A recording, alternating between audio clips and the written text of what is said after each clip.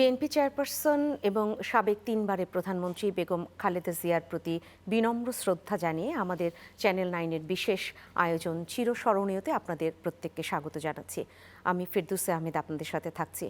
দর্শক, আজকে আমরা আমাদের এই বিশেষ আয়োজনে এমন 6 জনকে এখানে আমন্ত্রণ জানিয়েছি যাদের কাছ থেকে আমরা বেগম খালেদা জিয়া সম্পর্কে শুনব এবং বলতেই হয় তারা আসলে প্রত্যেকেই তারুণ্যের যে শক্তিতে উদ্ভাসিত এবং স্ব ক্ষেত্রে তারা সেই আলো নিয়ে এগিয়ে যাচ্ছেন।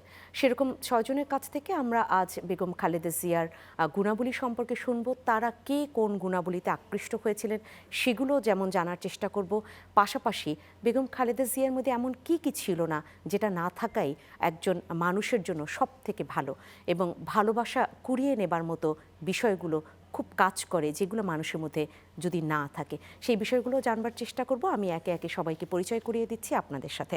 আমি আমার ডান পাশ থেকে শুরু করছি। আমার ডান পাশে রয়েছেন নাসিরউদ্দিন নাসির, সাধারণ সম্পাদক ছাত্রদল। মাঝে রয়েছেন ডান পাশে শরীফুজ্জামান শরীফ, সাবেক সভাপতি ছাত্র ইউনিয়ন, এবং ডান পাশে একদম ডানে বসে রয়েছেন তারেক রহমান, সাধারণ সম্পাদক আমজনতার দল।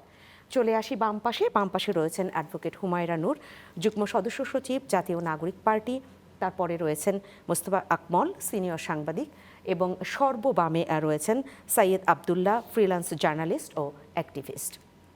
দর্শক, আমরা আলোচনায় যাব এবং সেই জায়গাটাই শুনবার চেষ্টা করব তারা আসলে কিভাবে আকৃষ্ট হয়েছিলেন। আমি একদম শুরুতেই নাসিরউদ্দিন নাসির, আপনাকে যদি বলি যে বেগম খালেদা জিয়ার মানবীয় গুণাবলীর মধ্যে কোন গুণটি সব থেকে বেশি আপনাকে আকৃষ্ট করেছিল?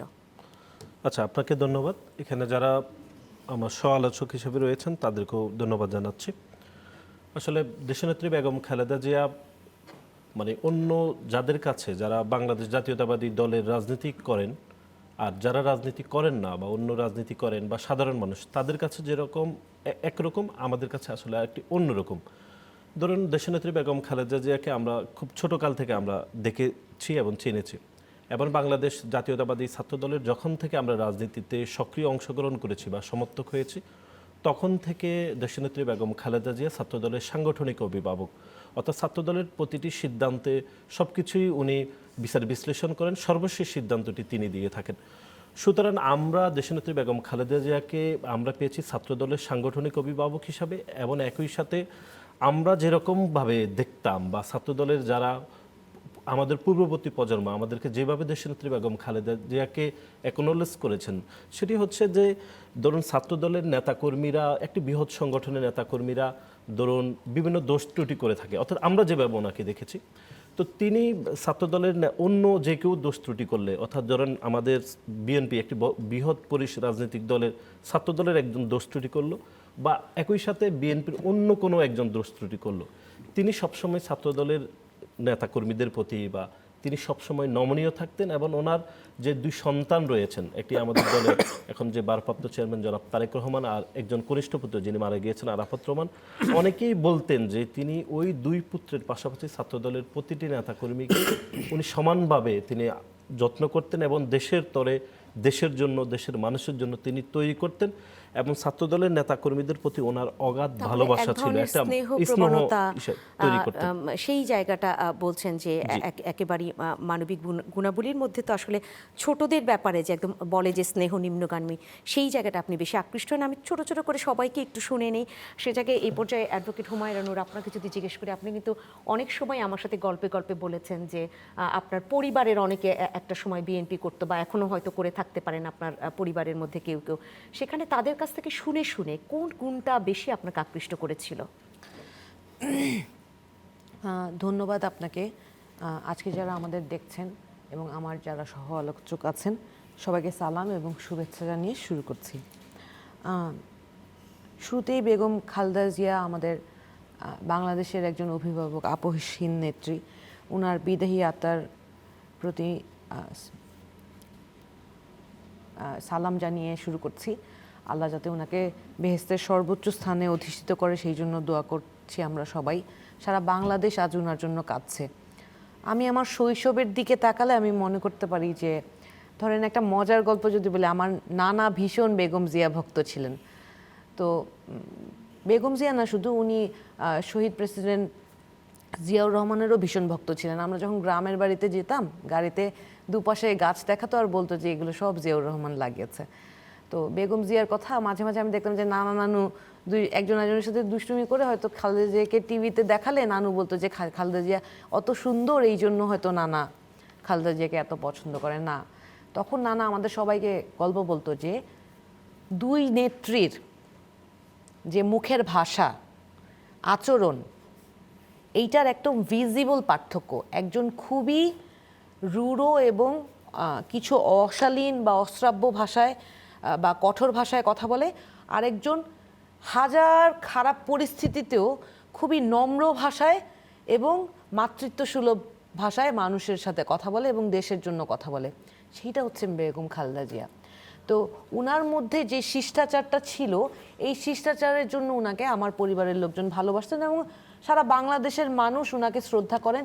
উনার যেই নমনীয়তা, যে শিষ্টাচার, সেইটার জন্য। দেখেন উনার সাথে আরেকটা জিনিস আমি মানে মানুষ তো সময়ের সাথে অনেকে পরিবর্তন হয় না, উনি কিন্তু উনার যেই আচরণে যেই নমনীয়তা, যেই যেই শিষ্টাচার, সেইটা উনি কোনোদিন কম্প্রোমাইজ করে নাই। এই যে শেখ হাসিনা তাকে এত বছর এত কষ্ট দিল, তাকে একটা সুচিকিৎসা করার সুযোগ দিল না। আমার মার আর্থারাইটিস, আমি একদম পারিবারিক গল্পগুলোই বলছি। যখন ব্যথা হয় আমার মা মুখে তুলে হাত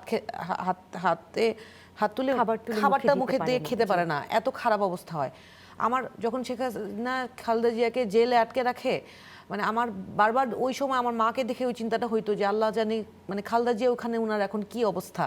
এবং আমরা তো খবর পেতাম টুকটাক যে উনার আর্থারাইটিসের কষ্টে উনার হাত বাঁকা হয়ে যাচ্ছে, এবং সে সামরিক বাহিনীর প্রোগ্রামেও কিন্তু আমরা দেখলাম যে উনার হাতটা ভীষণ।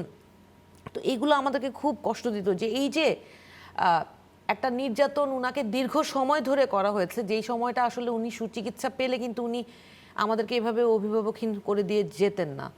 তো উনার এই এই এত যন্ত্রণা সহ্য করার পরেও, শেখ হাসিনা পালানোর পরে উনি কিন্তু এই সুযোগে একটা কঠিন কথা শেখ হাসিনা বা আওয়ামী লীগের ব্যাপারে বলে নাই। কি অবাক করার ব্যাপার না? বক্তব্যেও তিনি তেমন বলেননি। তাহলে তার মানে একটা শব্দ উনি উচ্চারণ কেন করেন নাই? উনার কি ব্যক্তিত্ব, মানে এই যে একটা মানে উনার ব্যক্তিত্বের মধ্যে যে এই যে একটা স্ট্রং যেই পার্সোনালিটি উনার, এইটা তো আসলে প্রত্যেকটা নারীর জন্য আদর্শ। তাহলে বক্তব্যে যে তিনি আসলে খুবই একটা পরিশীলিত শব্দ চয়ন করতেন, সেটা আপনাকে নিঃসন্দেহে আকৃষ্ট করেছিল।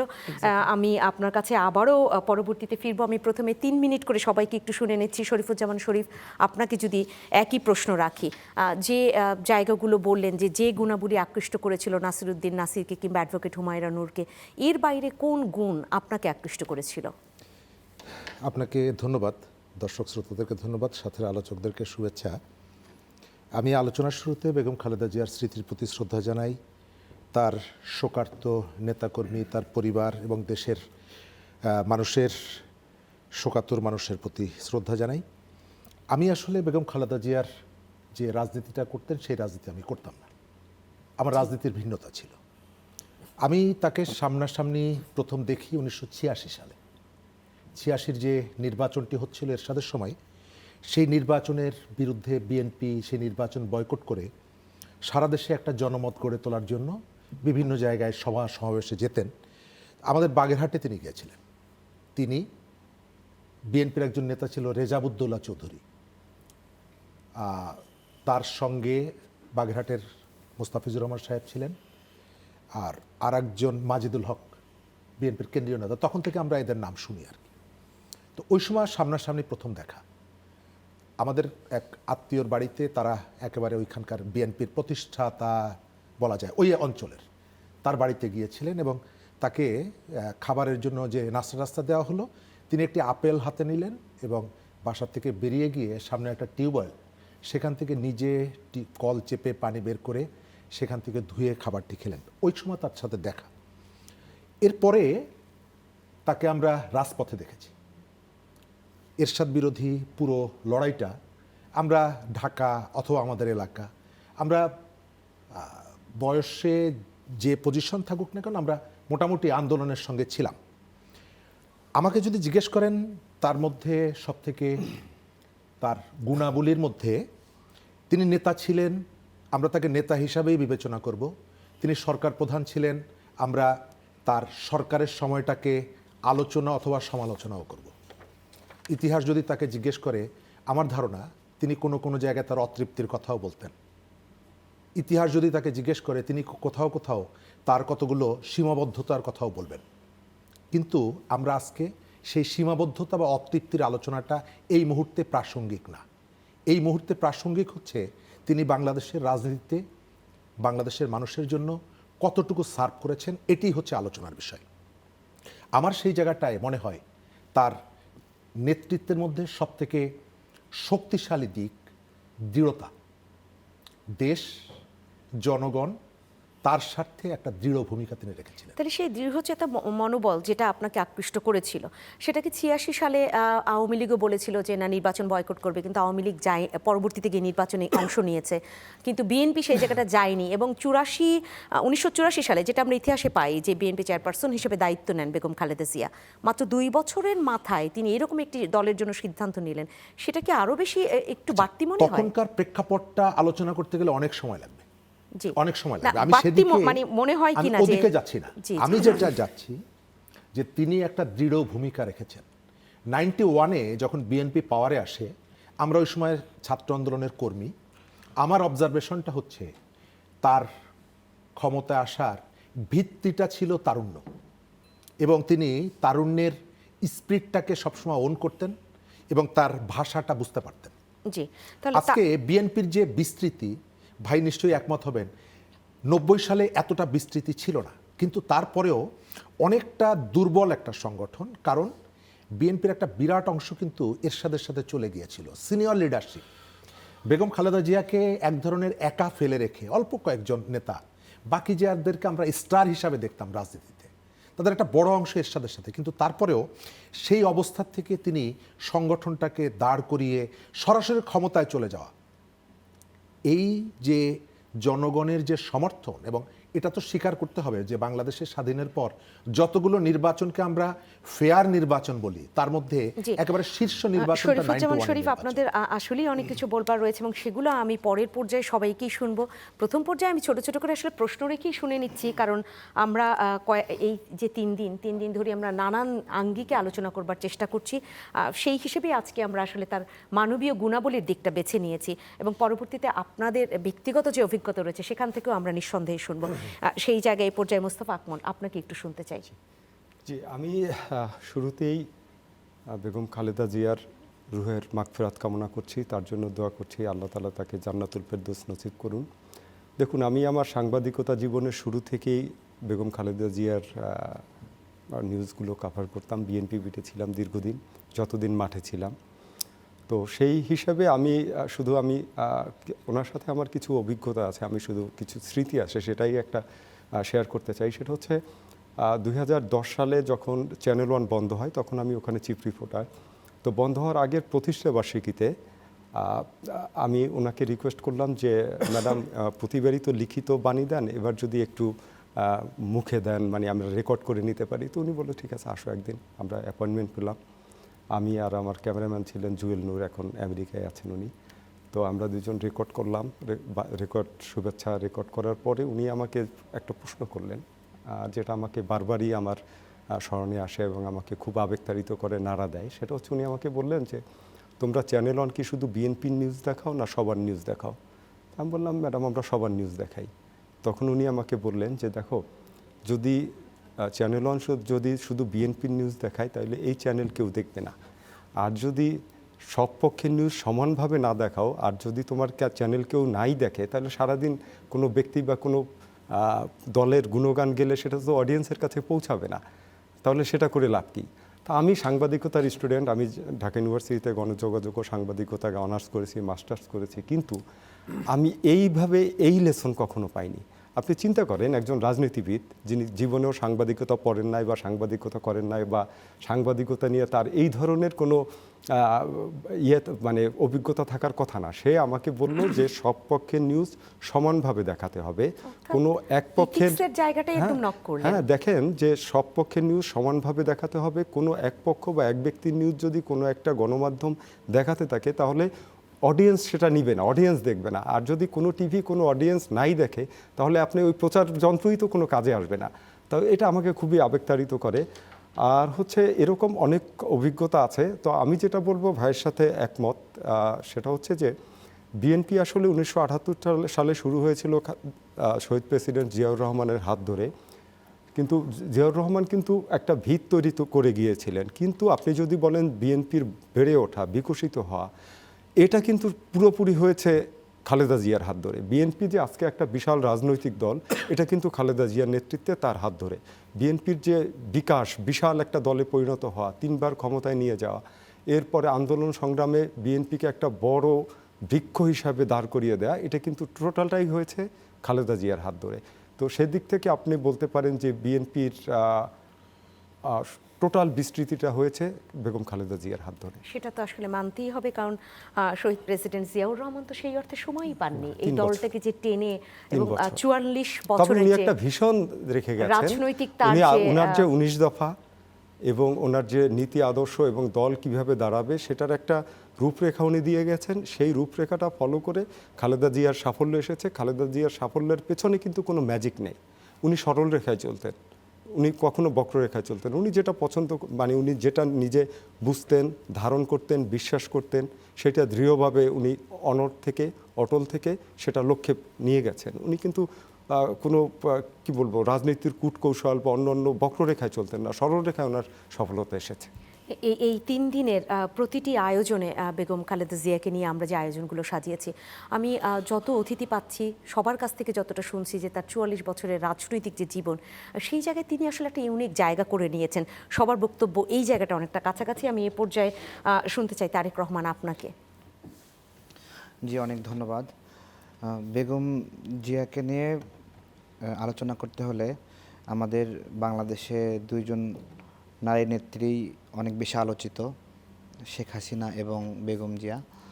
তো এই জায়গা থেকে আমরা একটা পার্থক্য যদি করি, যে বেগম জিয়াকে তো আপোষহীন বলা হয়, আপোষহীন নেত্রী। 1996 নির্বাচনে তো বিএনপি তো ক্ষমতায় আসলো, সরকার গঠন করলো।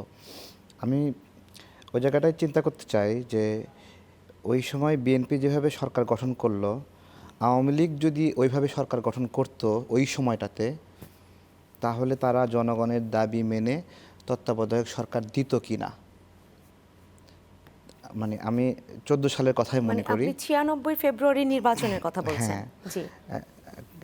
কেন বলছি, 2014 সালে তো একটা নির্বাচন হলো। ওই নির্বাচনের পরে আওয়ামী লীগের নেতারা বলছিল এটা একটা নিয়ম রক্ষা নির্বাচন, বিভিন্নভাবে ইনাবেনে বলতে বলতে তারপরে ক্ষমতায় থেকেই গেল। মানে 5 বছরের ম্যান্ডেট তো হাতে ছিল, চাইলেই তো থেকে যেতে হ্যাঁ, পারতেন। থেকে যেতে পারতো। এটা একটা পার্থক্য যে একজন মানে পাবলিক ডিমান্ডকে সম্মান করে ছেড়ে দিয়ে দেশকে শান্ত করলো, আর একজন কন্টিনিউ করতেই থাকলো দীর্ঘ সময়।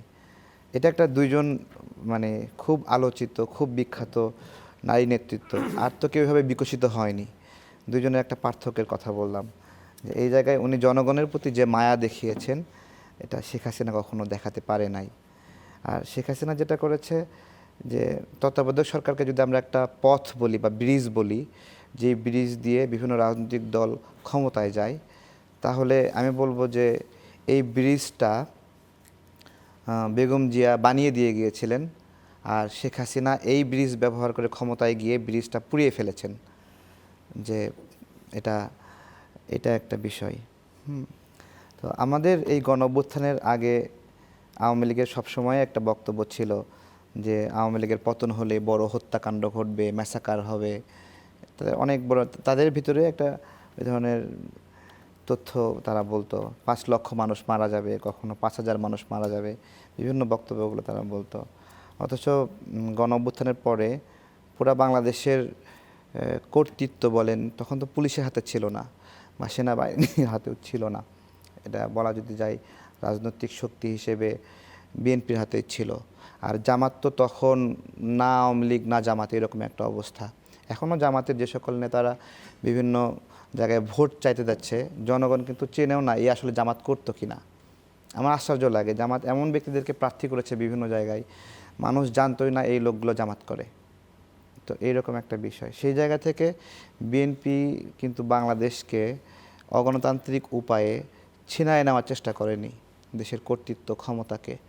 এটাও কিন্তু তাদের তাদের এই ধরনের ইচ্ছা কখনো হয় না। এই জন্য আমার ভালো লাগে যে তারা চাইলে অনেক সময় এটা পারতো আর কি তাদের মতো করে। এবং এখন যে সরকার আছে এই সরকারে অনেক উপদেষ্টা কে এরকম বলার চেষ্টা করা হয়েছে যে এখানে বিএনপিপন্থী উপদেষ্টা আছে। এখন পর্যন্ত আমি একজন উপদেষ্টা পাইলাম না যে বিএনপির প্রতি বিন্দু পরিমাণ সফট কর্নার দেখিয়েছে, আমি দেখিনি। তো তার মানে এইখানে বিএনপি খুবই ছাড় দিয়েছে যে এই সরকারে তাদের কিছুই থাকবে না। এইটাও কিন্তু বেগম জিয়া অভিভাবক হিসেবে ছিলেন, সে জায়গা থেকে এই জায়গাতে যে অন্যায়ভাবে জনগণের ম্যান্ডেট ছাড়া ক্ষমতাকে অ্যাকোয়ার করা, ওই জায়গাতে তারা কখনোই করেননি। জি। হ্যাঁ, এবং তারা যে আশা করছিল যে 5 লাখ মানুষ মারা যাবে, দেখেন যখন গণ-অভ্যুত্থানের পরেই আমিও জেল থেকে বের হয়েছি, তখন স্ক্রিনে বেগম জিয়ার ভাষণটা, অসুস্থ অবস্থায় ভাষণটা ভাসছিল। সবাইকে শান্ত থাকার আহ্বান জানাচ্ছেন, প্রতিশোধ না নেওয়ার আহ্বান জানাচ্ছেন। তো মানুষের মধ্যে প্রচণ্ড রাগ, ক্ষোভ, জিদ, যেখানে যে যা পারছে ইচ্ছামতো রাগ তুলছে। এই মানুষগুলোই তো বিভিন্ন জায়গায় দখলদারিত্ব চালাইছে, মানুষের উপর অত্যাচার করেছে, বাজার, রাস্তাঘাট, ব্যবসা বাণিজ্য নানাভাবে নিপীড়নের শিকার হয়েছে মানুষ। সেই মানুষগুলোকে শান্ত করার জন্য আমি মনে করি যে ওই সময়টাতে না ডক্টর ইউনূস, না অন্য কোনো রাজনৈতিক দল, কারো কথাতেই জনগণ শান্ত হতো না। বেগম জিয়া যেভাবে সারা দেশের মানুষকে শান্ত করেছেন এবং প্রতিশোধ না দিতে উদ্যত হয়েছেন, আমাদের বুদ্ধির বয়সে এটা একটা আমাদের শিক্ষণীয় হয়ে থাকবে। এই উদারতাও আসলে আমরা হ্যাঁ, কজনের শিক্ষণীয় হয়ে কাছে থাকবে পাই? যে যুদ্ধের পরে, একটা সংগ্রামের পরে যারা পরাজিত হয় তাদের প্রতিও সদয় দৃষ্টি করা, তাদের প্রতি মানবিক দৃষ্টিতে দেখা, তাদেরকে হত্যা না করা, তাদের তাদের তাদের সবকিছু ধ্বংস না করে দেওয়া। তারেক রহমান, আপনার কাছে এই জায়গাটাতে নিঃসন্দেহে আরো অনেক কথা থেকে গেছে। দর্শক আপনারা যারা আমাদের সাথে রয়েছেন, আমরা ছোট্ট একটা বিরতি শেষে আবারও ফিরে আসব। এই 3 দিনে যত আয়োজন আমরা সাজিয়েছি এই চ্যানেল 9, আমরা কিন্তু প্রত্যেকের কাছ থেকে আলাদা কিছু শুনছি। যদি বলবার মতো না থাকে তাহলে কিন্তু ঘুরিয়ে ফিরিয়ে সবাই হয়তো একটা কথাই বারবার বলতো, কিন্তু না, আমি প্রত্যেকের মুখ থেকে আলাদা কিছু পাচ্ছি এবং প্রত্যেকের কাছে আমি যতবার যাচ্ছি ততবারই আলাদা কিছু বক্তব্য উঠে আসছে। তার মানে তিনি তার এক জীবদ্দশায় সেই কার্যকলাপে, কর্মকাণ্ডে সেটা করে যেতে পেরেছেন। আমি এই পর্যায়ে সাইয়েদ আব্দুল্লাহ আপনার কাছে আসতে চাই। সবসময় সোচ্চার থাকেন, যদি বলি যে সেই সোচ্চারের জায়গাগুলোতে বিভিন্ন সময় বিভিন্ন কথা বলেছেন। যে 96 সালের কথা তারেক রহমান বলছিলেন যে চাইলে তো থেকে যেতে পারতেন, থাকেননি, তখন কিন্তু বেগম খালেদা জিয়া একটি কথা বলেছিলেন কোনো একটা সাক্ষাৎকারে যে না, আমার মনে হয়েছিল যে এই তত্ত্বাবধায়ক সরকারের দাবিটা ন্যায্য দাবির কারণেই আমি ছেড়ে দিয়েছি। আপনার কাছে শুনতে চাই। ধন্যবাদ। এবং আমার বিজ্ঞ সহ-আলোচক যারা আছেন, আমরা যে মুহূর্তে আলোচনাটা করছি, আমার কাছে মনে হয় বাংলাদেশের ইতিহাসে এবং বাঙালি জাতির অস্তিত্বের বিকাশের যে এত বড় জার্নি, এই জার্নিতে সবচেয়ে গুরুত্বপূর্ণ ক্যারেক্টারদের ভেতরে একজন, তিনি অলরেডি আমাদের ছেড়ে চলে গেছেন। এই অত্যন্ত দুঃসহনীয় দুঃখের সময় আমরা তার প্রতি শ্রদ্ধা নিবেদন করি এবং স্রষ্টার কাছে প্রার্থনা করি আল্লাহ যাতে ওনাকে জান্নাত নসিব করেন। জি। খালেদা জিয়াকে নিয়ে অ্যাসেস করার ক্ষেত্রে আসলে বিভিন্ন সেক্টর ধরে অ্যাসেস করাটা জরুরি। আমার কাছে মনে হয় মজুমদার বাড়ির ছোট্ট পুতুল থেকে বাংলাদেশের খালেদা, এই বড় একটা জার্নি, এই জার্নিতে উনি যেটা হয়ে গেছেন, বাংলাদেশেরই প্রতিচ্ছবি হয়ে গেছেন খালেদা জিয়া। আপনি যদি বাংলাদেশের সমর্থক কোনো কিছু চিন্তা করেন, খালেদা জিয়ার জীবন বিকাশটাই ছিল বাংলাদেশপন্থী মানুষের জীবনযাত্রার যে প্রতিচ্ছবি, সেটাই ছিল খালেদা জিয়ার জীবনের প্রতিচ্ছবি। এই জন্যই খালেদা জিয়া অমর হয়ে রয়েছেন এবং এটাই খালেদা জিয়ার সবচেয়ে বড় গুণ। উনি কোনো হিপোক্রেসি করতেন না, উনি যা বিশ্বাস করতেন অ্যাজ ইট সেটাই পালন করতেন। দেখেন, এই উদাহরণটা দেওয়াটা খুব বেশি মাত্রায় জরুরি। অনেক মানুষই আছেন যারা দেখবেন যে বাড়িতে ডাক দিয়ে নিয়ে এসে ক্যামেরার সামনে নিজের হাতে রান্না করে আপনার প্লেটে খাবার তুলে দিবে, তুলে দেওয়ার পরে আপনাকে ভোট চুরির সবক দেখিয়ে দিবে এবং সেটাই করবেন। অনেকেই আছেন আপনি আপনার মানবিক উদারতা দেখানোর জন্য, আপনি মাটির সাথে কতটা মিশে যেতে পারেন সেটা পোট্রে করার জন্য ক্যামেরা নিয়ে এসে কৃত্রিম একটা নাটক মঞ্চায়ন করে আপনি দেখানোর চেষ্টা করবেন। খালেদা জিয়া এগুলা করতেন না। উনি যেটা বিশ্বাস করতেন, উনি যে বোল্ড ক্যারেক্টারটা ধরে রাখার দরকার, উনি দেখবেন এই কারণে বোল্ড ক্যারেক্টারটাই রাখতেন। প্রত্যেক ওনাকে ম্যাডাম নামেই চিনত, কারণ উনি ম্যাডামের আসনেই বসে থেকে বাংলাদেশের ন্যায় বিচারটা নিশ্চিত করতে চাইতেন। উনি এটা চাইতেন না যে ওনার ক্যারেক্টার যেটা না, উনি সেটা পোট্রে করার চেষ্টা করেন নাই। এবং দ্যাট ইজ হোয়াই বাংলাদেশের মানুষ খালেদা জিয়াকে গ্রহণ করে নিয়েছে। গ্রহণ করে নিয়েছে জন্যই খালেদা জিয়ার জীবনাচরণ যদি খেয়াল করে দেখেন, উনার আশেপাশে উনার বিভিন্ন জায়গার বিভিন্ন দল মত আদর্শের মানুষ কিন্তু একত্রে বসতে পারতেন। হয়তোবা যারা রাজনৈতিকভাবে উনার আদর্শটাকে এন্ডোর্স করছে না, কিন্তু তারাও এমনভাবে তার কথা শুনতো যেন পলিটিক্যাল একজন ম্যাডামের কথা তারা শুনছেন। এবং ওইটার মাধ্যমে আত্মশুদ্ধির জায়গাটা, আন্দোলনের জায়গাটা, প্রত্যেকটা জায়গায় সেই ব্যাপারটা তিনি ক্যারি ফরওয়ার্ড করেছেন। এরশাদ বিরোধী আন্দোলন যখন থাকে আমি বই পড়ে পড়ে দেখেছি, অনেক জায়গায় অনেক ভিডিও দেখেছি, ছবি দেখেছি। এমনকি ছাত্রলীগের নেতারাও যারা ছিলেন তারাও খালেদা জিয়ার নেতৃত্বে তাদের পেছনে ছুটে চলে গেছেন। জামাতের নেতারাও দেখবেন যে বিভিন্ন সময়ে সংকটে এবং তাদের বিকাশের জার্নিতে এবং বাংলাদেশের বিভিন্ন ঘাত প্রতিঘাতের সময়ে তাকেই কিন্তু অভিভাবক হিসেবে মেনে নিয়েছেন। জি। এই যে এই একচ্ছত্র আধিপত্যটাকে উনি কি করেন নাই, কখনো মিস ইউজ করেন নাই। উনি জাতির জন্য যখন যেটা ভালো মনে করেছেন উনি সেটাই করেছেন, বরং তাকে বিভিন্নভাবে মানুষ যদি প্রভাবিত করে তাকেও আর একটা স্বৈরাচারী রূপ দেওয়ার চেষ্টা করতেন, উনি কিন্তু চুপচাপ সেটা এনজয় করতে পারতেন। না করতে পেরে উনি চেষ্টা করেছেন যে যেটা ওনার নিজের জীবনের জন্যও থ্রেট তৈরি করতে পারে কিন্তু দেশের মানুষের উপকার করতে পারে, উনি সেটাই করেছেন। এজন্য উনি বারবার করে বলেছেন যে দেশের বাইরে তাদের কোনো প্রভু নাই, বন্ধু আছে, দেশের বাইরে কোনো ঠিকানা নাই। এমনকি ম্যাডাম খালেদা জিয়া, আপনি বাংলাদেশের সবচেয়ে সংকটকালীন যে মুহূর্তটা ছিল এই যে লাস্টের দিকে, আমার খুবই স্পষ্টতই মনে পড়ে 2023 সালে তৎকালীন কৃষিমন্ত্রী ছিলেন রাজ্জাক সাহেব। উনি কিন্তু একটু বলতেই হবে এই জায়গাতে, রাজ্জাক সাহেব নিজেই বলছিলেন যে ওই ইলেকশনের আগে বিএনপির টপ লিডারশিপ সবাইকে অ্যারেস্ট করা ছিল। তাদেরকে বলা হচ্ছিল তাদের একটা পাতানো ইলেকশনে পার্টিসিপেট করার জন্য তাদের সবাইকে ছেড়ে দেওয়া হবে, একজনকেও ছেড়ে দেওয়া হয় নাই। কারণ কি, তারা সেই পাতানো খেলায় অংশগ্রহণ করেন নাই এবং এই ডিরেকশনটা ছিল স্বয়ং ম্যাডামের। এবং আলটিমেটলি উনি যেটা করেছেন বাংলাদেশের সাথেও কখনো কপটতাও করেন নাই, কোথাও কম্প্রোমাইজও করেন নাই। এই যে আনকম্প্রোমাইজিং একটা figure, that is the definition of madam Khaleda Zia. যথার্থই বলেছেন, আপোষহীনতার কথা তো আমরা বারবারই শুনছি। আপনি যেটা যুক্ত করলেন এটাও অনেকে বলেছে, কিন্তু আপনি এই পর্যায়ে যেটা যুক্ত করলেন যে কখনো মিথ্যা প্রতিশ্রুতি দেয়া কিংবা কোনো প্রতারণার আশ্রয় নেয়া, সেটা তিনি কখনোই এনেননি। কিন্তু যে আমি অন্য কারো মতো বানিয়ে কোনো কিছু বলবো না। এরকম হয়তো আরো অনেক কথা থেকে গেছে। আমি আবারও ফিরতে চাই নাসিরউদ্দিন নাসির আপনার কাছে, এবং সেক্ষেত্রে আমি বলতে চাই যে আমি একটু যুক্ত করে দেই, সেখান থেকেই শুনতে চাই যে আমরা বিভিন্ন সময় দেখি সরকার প্রধান যিনি কিন্তু 3 বারের প্রধানমন্ত্রী ছিলেন, তো হন তারা হচ্ছে নানানভাবে নাম যশ খ্যাতির জন্য এই একটা যদি অবকাঠামো করে এটার নাম হতে হবে আমার নামে, এই যে একটা ব্যাপার, সেখানেও আমরা শুনতে পাই যে তার এগুলোর প্রতি কোনো লোভ ছিল না। সেই জায়গাটা আপনাকে একটু শুনবো। আচ্ছা, আমি ব্যক্তিগতভাবে যদি বলে থাকি তাহলে হচ্ছে দেশনেত্রী বেগম খালেদা জিয়াকে আমরা, ধরুন আমার ছাত্র রাজনীতি 2008-09 পর থেকে আমরা ওনাকে আসলে সবসময় আমরা বিরোধী দলের রাজনীতি নেত্রী হিসেবে আমরা পেয়েছি। ধরুন তার আগে আমি যখন ধরুন গ্রামে ছিলাম, আমি রাজনীতির সাথে সম্পৃক্ত ছিলাম না, বা তখন আমরা ওনাকে টেলিভিশনে দেখেছি সরকার প্রধান হিসাবে।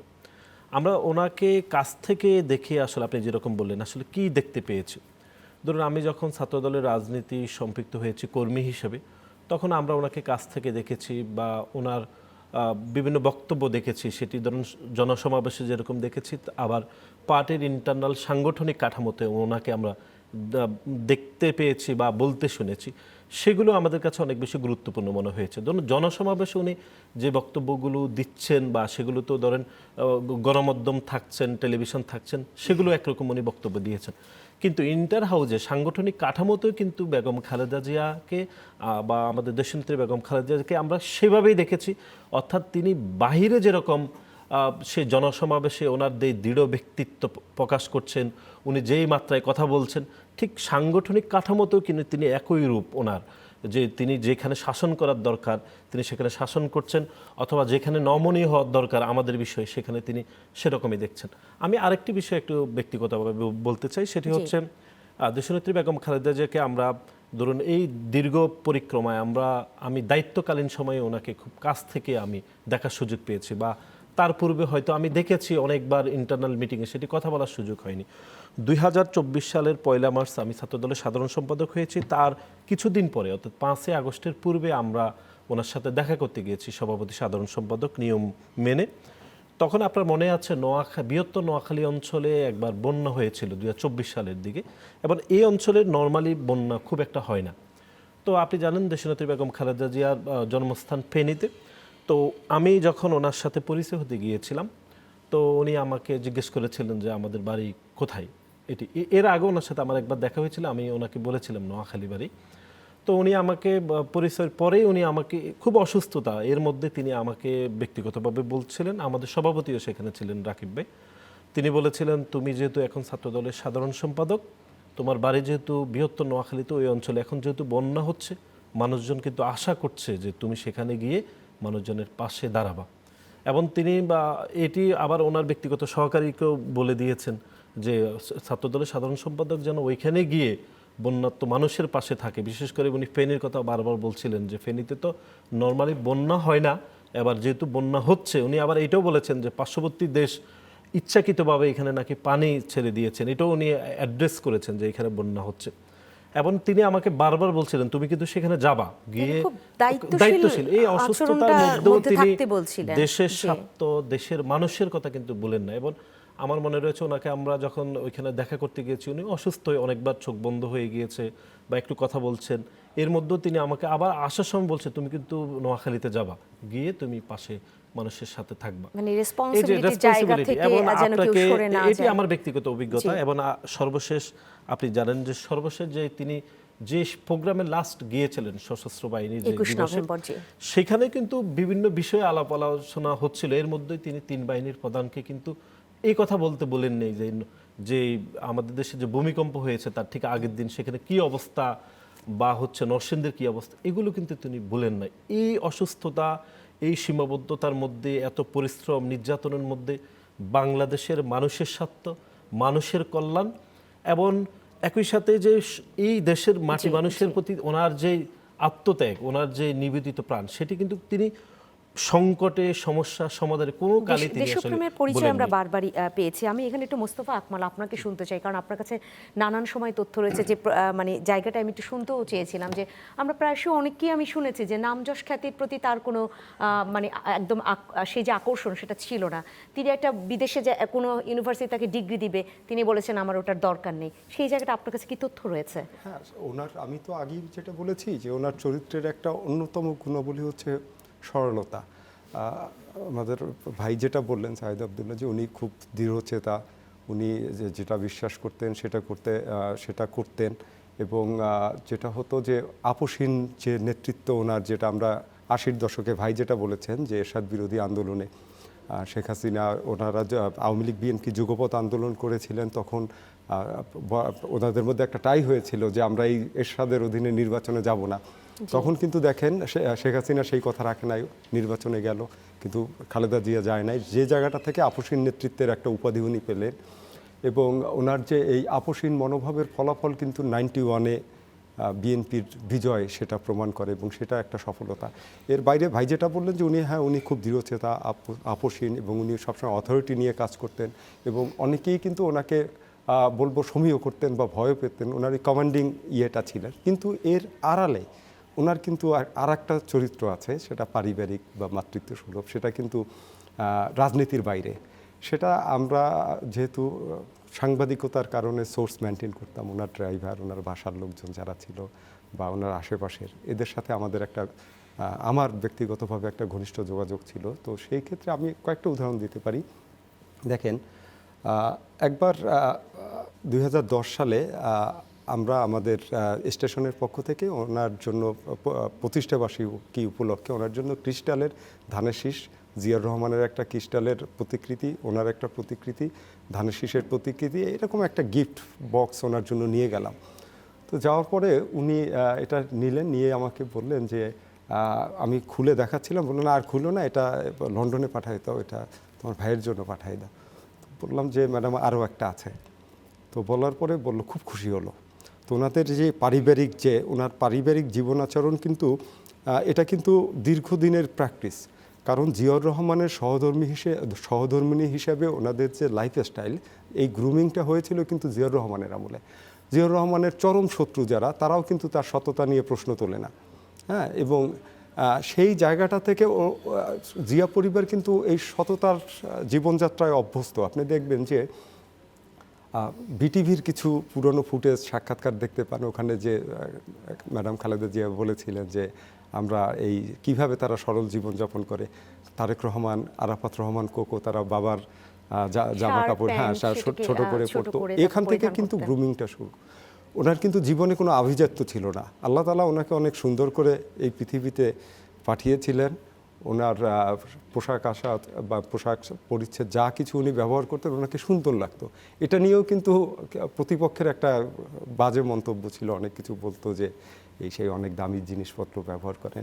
কিন্তু আমরা 7 সালে 1/11 সময় উনি যখন অ্যারেস্ট হন তখন আমরা বাসায় তো ঢুকলাম, আমরা সাংবাদিকরা অনেকেই ঢুকেছে দেখেছেন, সেখানেও একটা ষড়যন্ত্র হয়েছিল। এর বাইরে ওনার কিন্তু এই মানে ওই যে বিলাসিতা, অনেক টাকা পয়সা বা দামি জিনিসপত্র, এগুলোর কিন্তু কোনো সন্ধান পাওয়া যায় না। একই সাথে আপনি দেখেন ওনার সততা ওনার চরিত্রের একটা অন্যতম গুণ। ওনার কর আইনজীবী হচ্ছে আহমেদ আজম খান, বিএনপির ভাইস প্রেসিডেন্ট। ওনাকে আমি জিজ্ঞেস করেছিলাম প্রফেশনাল খাতিরে যে বেগম খালেদা জিয়ার আর্থিক গ্রোথ কী। তো উনি বললো ওনার অবস্থা জিয়াউর রহমানের মতো অবস্থার একই। জিয়াউর রহমানের যা পৈতৃক সম্পত্তি ছিল এর বাইরে সোফার আই নো যে সাভারে বোধহয় 20% জমি কিনেছিলেন। হ্যাঁ, এর বাইরে ওনার সারা জীবনে আর কোনো সম্পদের গ্রোথ নাই। ওখানে সাভারে একটা সেটার প্রমাণ তো আমরা আসলে পাই। তারেক রহমানকে এখন বাসা ভাড়া করতে হয়, যদি অনেক এই যে এখন যে বাসাটায় আছেন এটা কিন্তু ওনাদের যা কিছু সহায় সম্পদ মানে উত্তরাধিকারের বাইরে যেটা আছে ওনাদের ট্যাক্স ফাইল আপনি ঘাটলে দেখতে পাবেন। সেটা হচ্ছে যে সরকারের পক্ষ থেকে বাড়ি দেওয়া হয়েছে, সেটাই এখন তারেক রহমান উঠেছেন। এর আগে এটা একটা বহুজাতিক কোম্পানিতে ভাড়া ছিল, ওই ভাড়ার টাকা ওনারা চলতেন। যাই হোক, ওনার সততা, ওনার দৃঢ়তা, ওনার মানে কি বলবো পরিশ্রমের বিষয়টা কিন্তু তুলতেই হয়। সেটা হচ্ছে দেখেন 8 সালের নির্বাচনে লাস্ট আমরা ওনার সাথে এই যে নির্বাচনের সংবাদ কাভার করলাম। প্রতিদিন 10টা 11টার সময় উনি বাসা থেকে বের হতেন, এক একটা অঞ্চল ভিত্তিক, কখনো দক্ষিণাঞ্চল কখনো পশ্চিমাঞ্চল। আমার মনে আছে ফজরের আজানের পরেও লাস্ট জনসভা করলো এবং ওনার জীবনে কিন্তু রেকর্ড হাইয়েস্ট 36 জনসভা, 36টা জনসভা করেছেন, নির্বাচনী জনসভা। আমরা ক্লান্ত হয়ে যেতাম, আমরা আর পারতাম না, বাট উনি বক্তৃতা দিয়েই যাচ্ছেন প্রচন্ড পরিশ্রমী, সেই মানসিকতাও তার মধ্যে ছিল। আমি শরীফুজ্জামান শরীফ আপনার কাছে আসি। যদি একটা নির্দিষ্ট বিষয় শুনতে চাই তাহলে হয়তো একেবারেই যেগুলো আমাদের শোনা হয়নি সেগুলো আর আমাদের দর্শকরাও শুনতে পাবেন না, তাই আপনার কাছ থেকে শুনতে চাই আপনি কোন দিকটা বলতে চান। ধন্যবাদ। আমি প্রথমত একটা দিক তার দৃঢ়তার কথা বলেছি, তার নেতৃত্বের গুণাবলীর কথা বলেছি। আকমল ভাইয়ের নিশ্চয়ই মনে থাকার কথা, বেগম খালেদা জিয়া হচ্ছে সেই একটা দলের প্রধান যিনি তার ছাত্র সংগঠনের সাধারণ সম্পাদক তাকে জেলে পাঠিয়ে দিয়েছেন যখন দেখেছেন যে এই ছাত্র নেতাটি দলীয় পরিচয় ব্যবহার করে বেপরোয়া আচরণ করেছেন।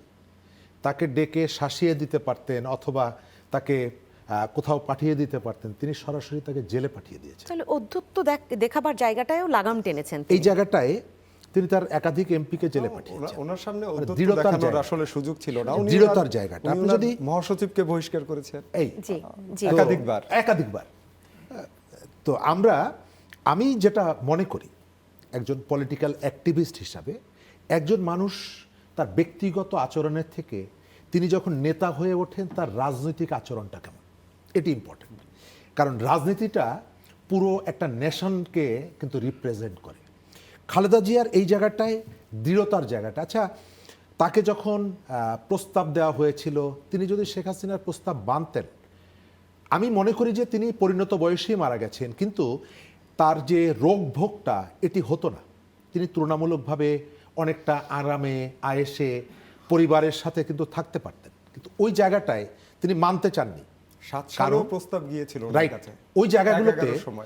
ওই জায়গাগুলোতে উনি মানতে চাননি। আমি 111-এর সময় কোনো একটা ব্যাপারে আমাকে একদিন প্রধান উপদেষ্টার কার্যালয়ে জোর করে আমাকে যেতে হলো। ওই সময় প্রেস সেক্রেটারি ছিলাম ফাইন, নিশ্চয়ই মনে থাকার কথা। তো ওই দিনই আয়োজনটা চলছিল যে খালেদা জিয়াকে জোর করে বাইরে পাঠিয়ে দেওয়া হবে। তিনি যদি যেতে না চান ওই দিন তাকে জোর করে বিমানে তুলে দেওয়া হবে। তো আমি যার কথা বললাম ওনার রুমে বসা, তো তো আশপাশে অনেকে কথা বলছে যে উনি তো যেতে চাইছেন না। এক ধরনের সরকারের মেজাজ ছিল যে জোর করে তাকে বিমানে তুলে দিব, কিন্তু আশপাশে দুই একজন বললেন যে এটা সম্ভবত হবে না, উনি ওনাকে পাঠাইতে পারবেন না, কারণ এটি হচ্ছে তার ডেডিকেশন বা তার যে দৃঢ়তা এটা। আর 111-এ যারা দায়িত্ব পালন করেছেন উপদেষ্টাদের মধ্যে এই ধরনের দুই একজনের সাথে আমার ব্যক্তিগত সম্পর্কের কারণে তাদের কাছ থেকে দায়িত্ব পালনের পরে আমি দু একজন স্মৃতিচারণ করতে গিয়ে যেটা বলেছেন যে শক্ত ভিত্তিটা তিনি দেখিয়েছেন, যে চ্যালেঞ্জ করেছেন, কাউন্টার, কখনো কখনো সরকার ভীত হয়ে, সরকারের চেষ্টাটা কিন্তু প্রবলভাবে চেষ্টাটা ছিল। এবং তার আমি একটু অ্যাড করি আপনার সাথে, যে যেদিন ওনাকে পাঠিয়ে দেওয়া হবে সিদ্ধান্ত ফাইনাল, আমরা রাত 1:30 পর্যন্ত কিন্তু এই বিমানবন্দরে, হ্যাঁ, আমরা ওয়েট করছি, উনি যাবে এবং কনফার্ম ছিল, ওনার লাগেজ সব কনফার্ম করা হলো, সব প্যাক করা হলো। রাত 1:30টার সময় নজরুল ইসলাম খানকে ফোন দিলাম, উনি তখন কিন্তু মনির রোডের বাসায় ছিলেন, নজরুল ইসলাম খান ওনার সাথে ছিলেন। তো প্রস্তুতি চলছে, রাত 1:30টার সময় নজরুল ইসলাম খান ফোনে আমাকে জানালেন যে আকমাল উনি যাবেন না। হ্যাঁ, তো ওই যে এইটাই হচ্ছে যে ওই যে উনি বলল দেশের বাইরে আমার কোনো ঠিকানা নেই, অন্যদের হাতে গোলামির জিঞ্জির, আমার হাতে পতাকা, বাংলাদেশের পতাকা, এরকম স্বাধীনতার পতাকা। তো এইটাই হচ্ছে পার্থক্য। ওই যে জায়গাটায় মানে তার অল্প কথায় কতগুলো প্রশ্নের জবাব, কতটা দৃঢ় তার রাজনৈতিক প্রতিপক্ষ। এবং এই জায়গাটা কিন্তু খুবই সিগনিফিকেন্ট ভাই। দেখেন উনি যদি ওই দিন চলে যান তাহলে কিন্তু -2 ফর্মুলা বাস্তবায়ন কার্যকর হয়ে যায় এবং দুজনেই কিন্তু চিরতরে রাজনীতি থেকে বিদায় হয়ে যায়। যেটা বলা হয় জিয়াউর রহমান একবার আওয়ামী লীগকে পুনর্বাসন করেছিলেন, ওই হিসাব যদি করেন তাহলে খালেদা জিয়ার হাত ধরে কিন্তু আরেকবার আওয়ামী লীগ, যে সময়টার কথা আমরা বলি, এই জায়গায় আসলে আরো অনেক কথা হয়তো রয়েছে। আমি আপনাকেও শুনবো, এখানে অ্যাডভোকেট হুমায়রা নূরও যুক্ত করতে চাচ্ছেন, আপনাদের সবাইকে শুনবো, একটা বিরতি শেষ করে ফিরি, কারণ এই জায়গায় হয়তো আলাপচারিতা অনেক বেশি দীর্ঘায়িত হবে, কারণ অনেক কথা এখানে রয়েছে। দর্শক, আপনারা যারা রয়েছেন আমাদের এই বিশেষ আয়োজনে, ছোট্ট একটা বিরতি শেষে আমরা আবারও ফিরে আসবো, সাথে থাকবেন। গণতন্ত্রের জননী, বাংলাদেশের মা কিংবা আপসীন নেত্রী, যেভাবেই বলি না কেন, বেগম খালেদা জিয়া আসলে আমাদের সবার হৃদয়ে অম্লান হয়ে থাকবেন। বেগম খালেদা জিয়াকে নিয়ে চ্যানেল 9-এর বিশেষ আয়োজন চিরস্মরণীয়তে আপনাদের আবারও স্বাগত জানাচ্ছি। আমরা আবারও যাব আলোচনা এবং সেই জায়গায় 111-এর সময় যে তার যে সেই দৃঢ়চেতা মনোবল, সেটা নিয়ে আপনি বলছিলেন, আপনাকে শুনতে চাই। আমি আমার যে জায়গাগুলোতে তার মানে ভাষার ব্যবহারেরটা আপনার নিশ্চয়ই মনে আছে, তার রাজনৈতিক প্রতিপক্ষ যখন তাকে অনবরত নানা রকমের অশ্লীল বাক্য ব্যয়ে জর্জরিত করছে, তার উত্তরে তিনি কি বলেছিলেন, যে এসব কথার উত্তর দিতে আমার রুচিতে বাধে।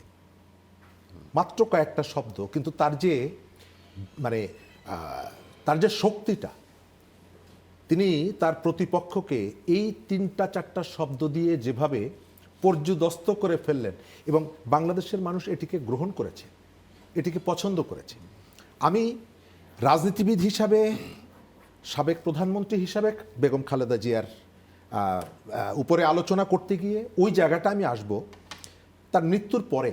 জাস্ট গতকালকে তার যে জানাজাটা আপনি দেখেছেন, অনেকে বলে যে জানাজায় তো আসলে বিভিন্ন শ্রেণীর মানুষই আসে, এটি ওইভাবে কাউন্ট করা না, কিন্তু একজন মানুষের প্রতি আপনার যদি ন্যূনতম রেসপেক্টটা না থাকে তাহলে আপনি কিন্তু সেখানে যাবেন না, নাম্বার 1।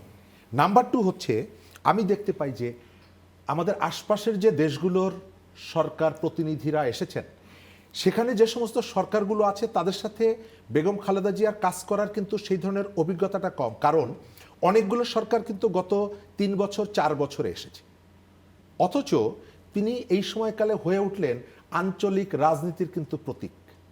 খেয়াল করে দেখবেন, আঞ্চলিক রাজনীতির একটা প্রতীক হয়ে উঠলেন এবং সবাই ছুটে এলেন যাদের সাথে তার কাজ করার সেই ধরনের অভিজ্ঞতা নেই বা সেই ধরনের সময়টাও তারা ছিল, সুযোগটাই তো তার আসলে হয়নি, কিন্তু তারা শ্রদ্ধা জানাতে এসেছেন। আমি যেটা মেসেজটা পাই, সম্ভবত আমাদের ডোমেস্টিক পলিটিক্স সম্পর্কে ইন্টারন্যাশনাল যে কমিউনিটি এবং আমাদের আশপাশে যারা আছেন, আগামী নির্বাচনের ফলাফল সম্পর্কে একটা বার্তা এর মধ্যে থেকে আমি পেয়েছি। দ্বিতীয়ত হচ্ছে, গত 2-3 মাস ধরে বিএনপির রাজনীতিকে আসামের কাঠগড়ায় দাঁড় করানোর যে প্রবণতাটা ছিল, সম্ভবত জনগণ সেটি গ্রহণ করে, মানুষের মধ্যে যে স্বতঃস্ফূর্ততা দেখা গেছে।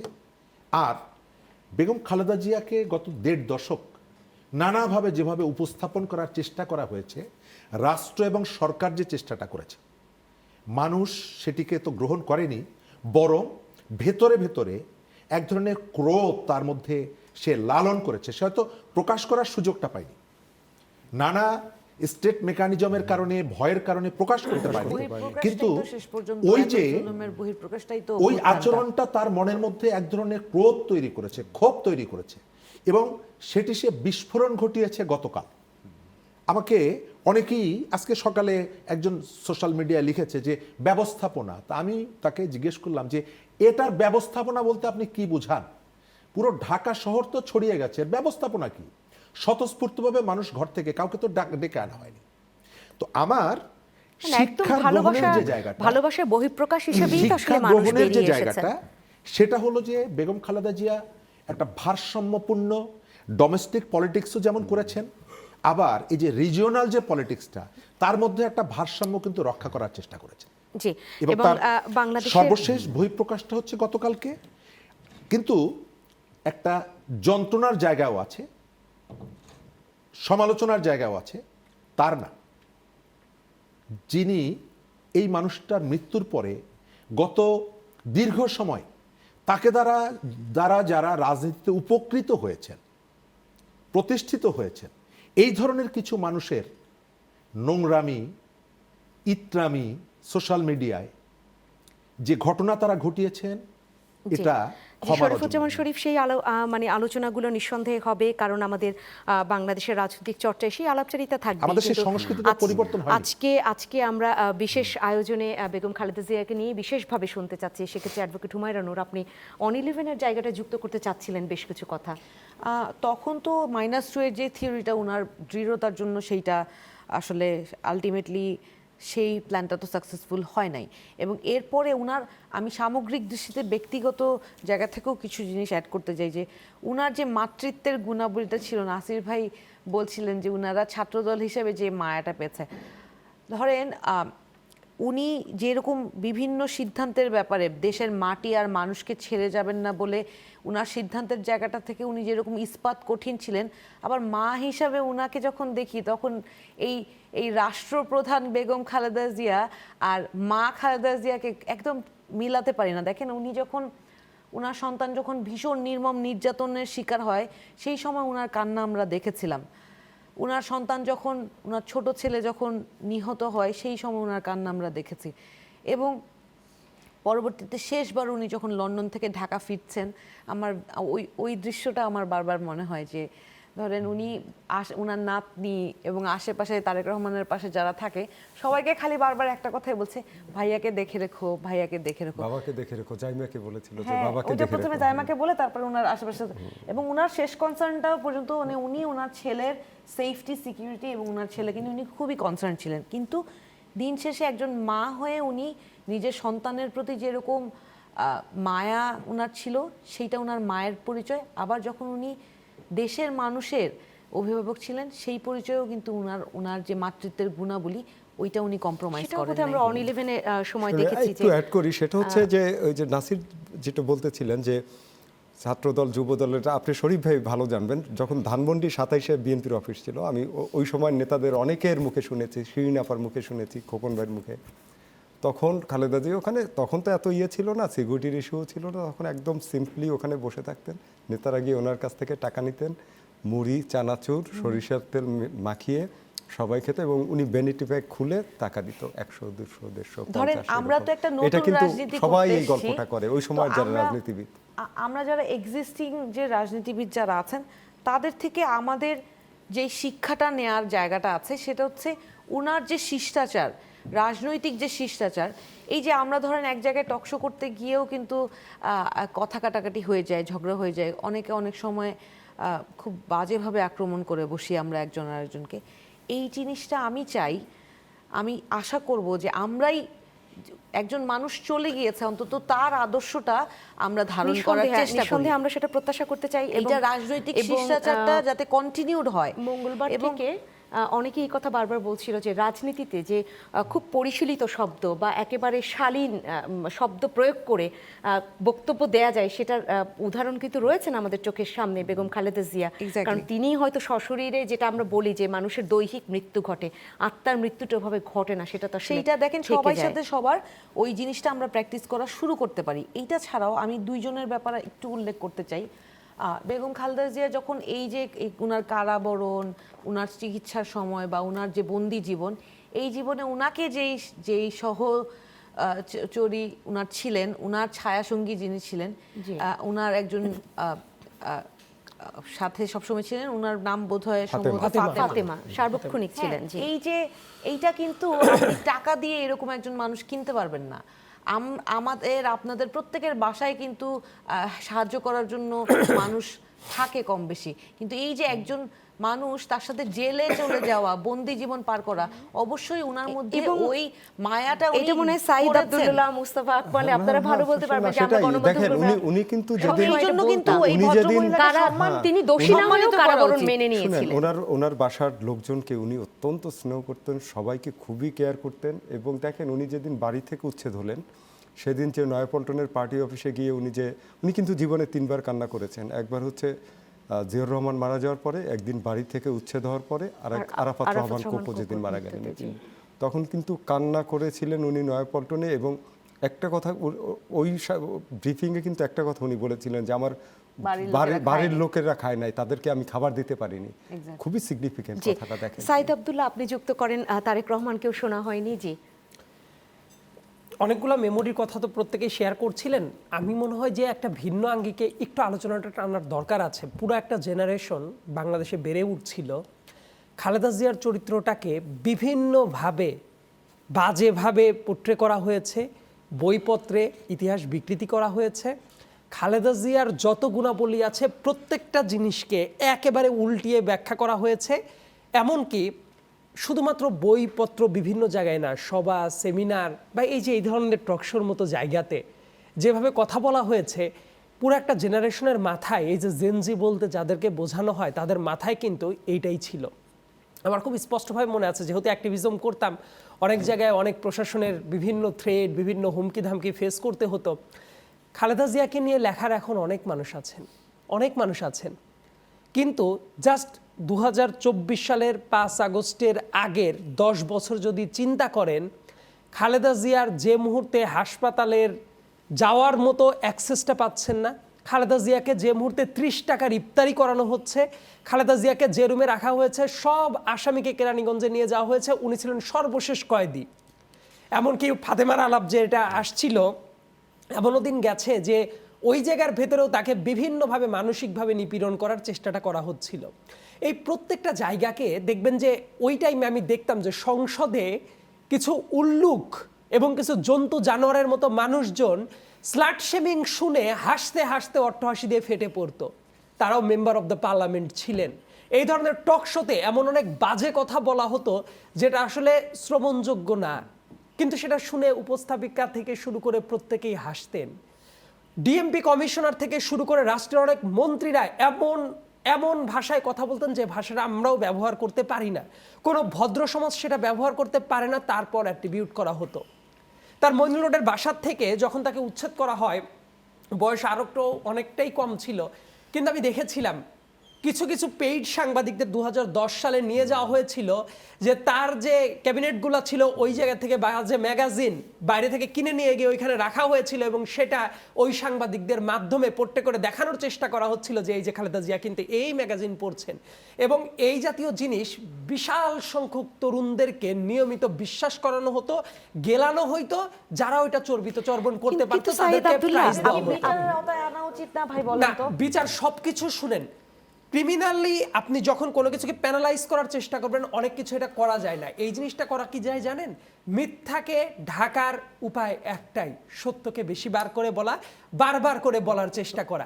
বাংলাদেশের মানুষ যখন দেখবেন, একটা পুরো প্রজন্মর কাছে জিজ্ঞাসা করে দেখবেন, তারা বলবে একটা 8 পাস প্রধানমন্ত্রী ছিল বাংলাদেশের। ইয়েস, উনি 8 পাস ছিলেন না, আর একটু পড়াশোনা করার চেষ্টা করছিলেন, কিন্তু অবশ্যই উনি গ্র্যাজুয়েট ছিলেন না, বড় পড়াশোনা করেন নাই, উচ্চ মাধ্যমিকও পাশ করেছিলেন কিনা এত জানার দরকার হয় নাই, তার কারণ ওনার জীবনাচরণ যদি দেখা যায়, দেখেন যার কাছে শুধু এই তথ্যটা ছিল এইটুকু একটু বলতেই জি, হচ্ছে, জি। তাহলে মেসেজিংটা ভুলভাবে যাবে। শুধুমাত্র ওইটুক যে শুনবে তার কাছে মনে হবে আসলেই তো উনি কি প্রাইম মিনিস্টার হইতে পারেন। কিন্তু তারা যদি এইটা জানতো যে ওনার গ্রুমিংটা কিভাবে হয়েছে, আপব্রিঙ্গিংটা কিভাবে হয়েছে, হওয়ার পরে অল্প বয়সে যখন বিয়ে হয়ে গেল একজন সেনাবাহিনীর ক্যাপ্টেনের হাতে, এবং তার দাম্পত্য জীবন মাত্র 21 বছরের দাম্পত্য জীবন শেষ করে 36 বছর বয়সে জন্য বিধবা হয়ে গেলেন, একেবারে সাদামাটা একজন গৃহিণী।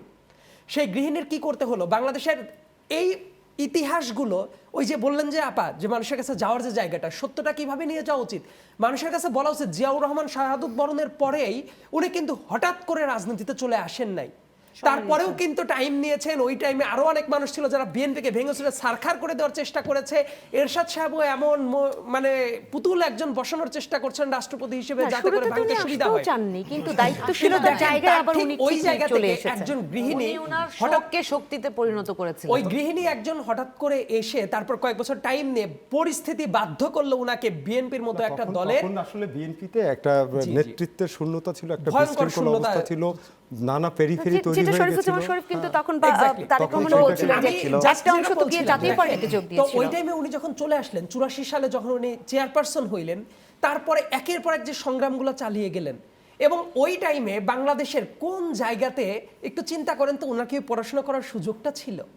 এই প্রশ্নটা কিন্তু এই জেনারেশনকে কখনো রিড করতে জি, দেওয়া হয় না। কিন্তু- এমনকি এই জেনারেশনের কাছে এই যে অনেকগুলা ভুল তথ্য ছিল, দেখবেন অনেক দুর্গম এলাকার একেবারে অসহায় বাবার যে মেয়েটা পড়াশোনা করে এসেছে, সেও হয়তোবা দেখে মিডিয়া ট্রায়াল দেখে বিভিন্ন সময় টিকা টিপ্পনি কাটতো, কিন্তু সেও হয়তোবা জানতো না যে অনেক দুর্গম এলাকায় বসে থেকে সে যে বিনামূল্যে শিক্ষা গ্রহণটা করছিলেন, এটারও শুরুটা হয়েছিল ওই অবৈতনিক মানুষজন বেতনের, যাকে মানে দল অবৈতনিক করতো, যে ব্যবস্থাপনা ওই একজন সেটা তিনি দেশনেত্রীর করেছিলেন। হাতে। এবং উপবৃত্তি পেতাম এবং আমরা। এমনকি বৃত্তি পাওয়ার সাইদ পরে আব্দুল্লাহ খালেদা জিয়া- একজন সঞ্চালক হিসেবে বসে আমি এখানে আজকে কোনো মন্তব্য করতে পারি না, কিন্তু আপনি যেগুলো বললেন সে জায়গা থেকে কিন্তু আসলে একটা মানে যদি বলি একটা প্রশ্ন উত্থাপিত করে আমি আসলে মন্তব্যের জায়গাটা অনেকটা এগিয়ে যেতে পারি, এবং সেই জায়গাটা থেকে তারেক রহমান আপনার কাছে আসি। সাইদ আব্দুল্লাহ যেটা বলছিলেন জেনজির কথা, যে জেনজি তাকে অন্যভাবে জেনেছে, তাদেরকে কিছুটা বিকৃতভাবে জানানো হয়েছে, লাভটা কি হলো? সেই জেনজির সবাই তো তাকে অভিভাবক হিসেবে মেনে নিয়েছে, সবাই তখন তার কথা বলছে, এবং সবাই বলছে যে তিনি স্বশিক্ষায় শিক্ষিত হয়ে আসলে উঠেছে। সবসময় একাডেমিক শিক্ষা মানুষকে অতটা শিক্ষিত করতে পারে না, যেটা স্বশিক্ষায় শিক্ষিত হলে মানুষ ওই জায়গাটায় পৌঁছাতে পারে। শুনতে চাই আপনাকে। জি, অনেক ধন্যবাদ। আব্দুল্লাহ ভাইয়ের 8 পাসের কথা শুনে মনে হচ্ছিল, আমি ভাবছিলাম আসলে যে তাকে সবচেয়ে বেশি স্যাবোটেজ করা হয়েছে এই 8 পাস দিয়ে, এবং কিছু না হলেই 8 পাস এই জায়গাতে, এবং কম্পেয়ার করতো শেখ হাসিনার সাথে, শেখ হাসিনা কি পাস। তো আমার আশ্চর্য লাগে এই জায়গায়, ভাবছিলাম যে ওনার গাড়ি বহরে কতবার হামলা হয়েছে। তো 8 পাস বলে স্যাবোটেজ যে করতো, কিন্তু উনি যেখানে হাঁটতেন ওখানে মিছিল হয়ে যেত, বাট 8 পাস। গাড়ি থেকে নামলে সেখানে জনসভা, এবং এই ভয়েই তো রোহিঙ্গা শিবিরে যাওয়ার সময় হামলা করছে, ফেনীতে যাওয়ার সময় হামলা করছে, সিটি কর্পোরেশনের নির্বাচনের সময় উনি একটু বের হয়েছে ঘর থেকে, তখন হামলা করছে। এবং 1/11 সরকারেরও একটা টার্গেট ছিল যে এই 8 পাসকে কোথায় রাখবে তারা, যেখানে রাখবে সেখানেই সমাবেশ, নিয়ন্ত্রণ করার উপায় নাই, এত বেশি মানুষ ভালোবাসে। এটা তো হাসিনার আমলেই না, কারণ পরে যে এরশাদও যখন ছিল, এরশাদও তাকে গৃহবন্দী করে রাখার বহু চেষ্টা তখনও করেছে। বহু চেষ্টা। তো আমার প্রশ্ন হলো যে 8 পাস যদি 8 পাস নিয়ে যারা এত সমালোচনা করেছে, তাহলে 8 পাসকে মানে আড়াল করে রাখার জন্য এত চেষ্টা কেন? হ্যাঁ, তার জ্ঞান, তার জনপ্রিয়তা, মানুষের ভালোবাসা, এই সব কিছু মিলে আমার যেটা মনে হয় তার মাঝে যে সরলতা এবং সরলীকরণ এবং প্রপঞ্চ যেটা বিষয়টা থাকে, প্রতারণা অথবা চালাকি করা। আমরা রাজনীতিবিদরা অনেক ক্ষেত্রে চালাকি করি, ভাবি যে জনগণ বোঝে না, কিন্তু আমি মনে করি যে বাংলাদেশের সবচেয়ে প্রান্তিক লেভেলের বোকা জনগণ, সে আমাদের সবচেয়ে ধূর্ত রাজনীতিবিদের চালাকি ধরতে পারে। এই জায়গায় বেগম জিয়া রাজনৈতিক পথ চলা আমি কখনো চালাকি দেখি নাই।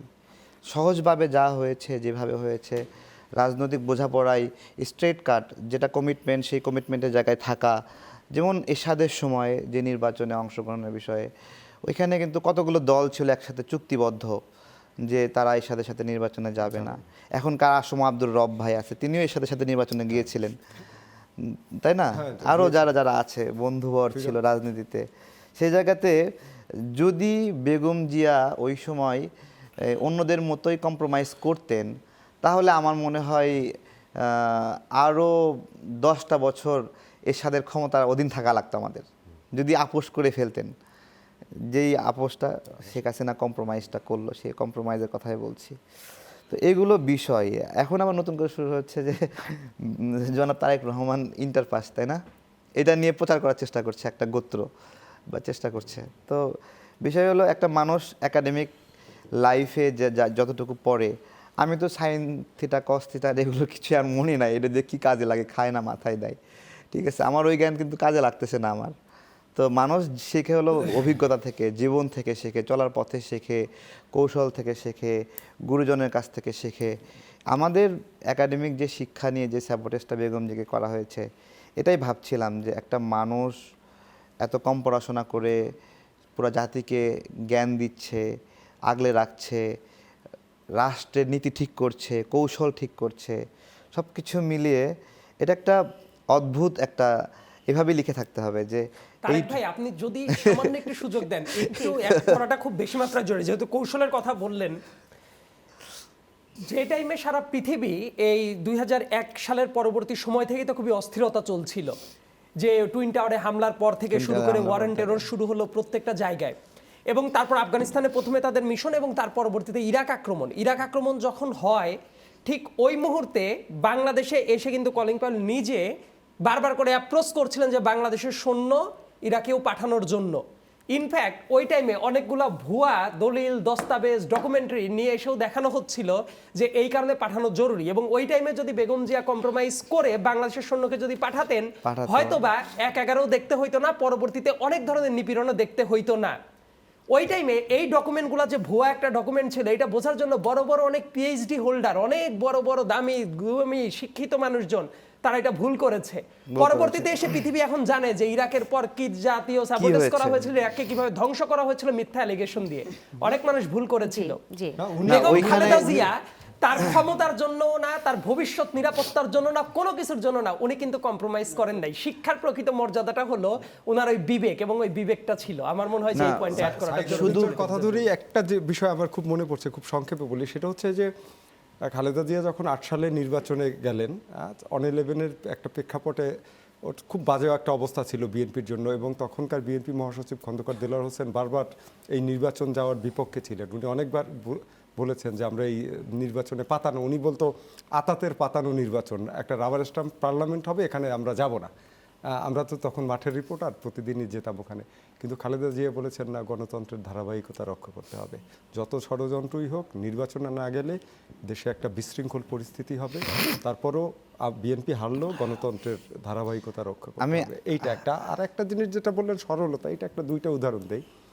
আমেরিকায় ওনার পায়ের অপারেশন হয়েছিল, উনি তো আর্থাইটিসের রোগী, যে আফেক্ট হয়ে মনে, তো অপারেশন শেষ হওয়ার পরে, অস্ত্রোপচার শেষ হওয়ার পরে উনি সুস্থ হয়ে যখন ফিরছেন, ডিসচার্জের সময় ডাক্তার তখন টের পেলেন উনি এত সহজ সরল ছিলেন।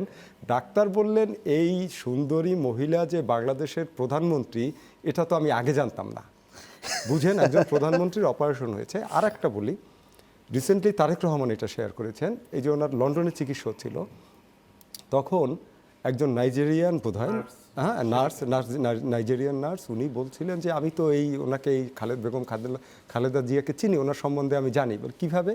সেটা হচ্ছে উনি যে বাংলাদেশে নারী শিক্ষা অবৈতনিক করেছেন, সেই মডেলটা ওর দেশেও অ্যাপ্লিকেবল হয়েছে, এবং সে কারণে ওরা জানে যে এটা হচ্ছে বেগম খালেদা জিয়ার মডেল, যেটা আফ্রিকাতে মডেল থেকে আসলে পড়াশোনা করে তারপরে উনি নার্স হয়েছেন এবং ও চাকরি করছেন লন্ডনে।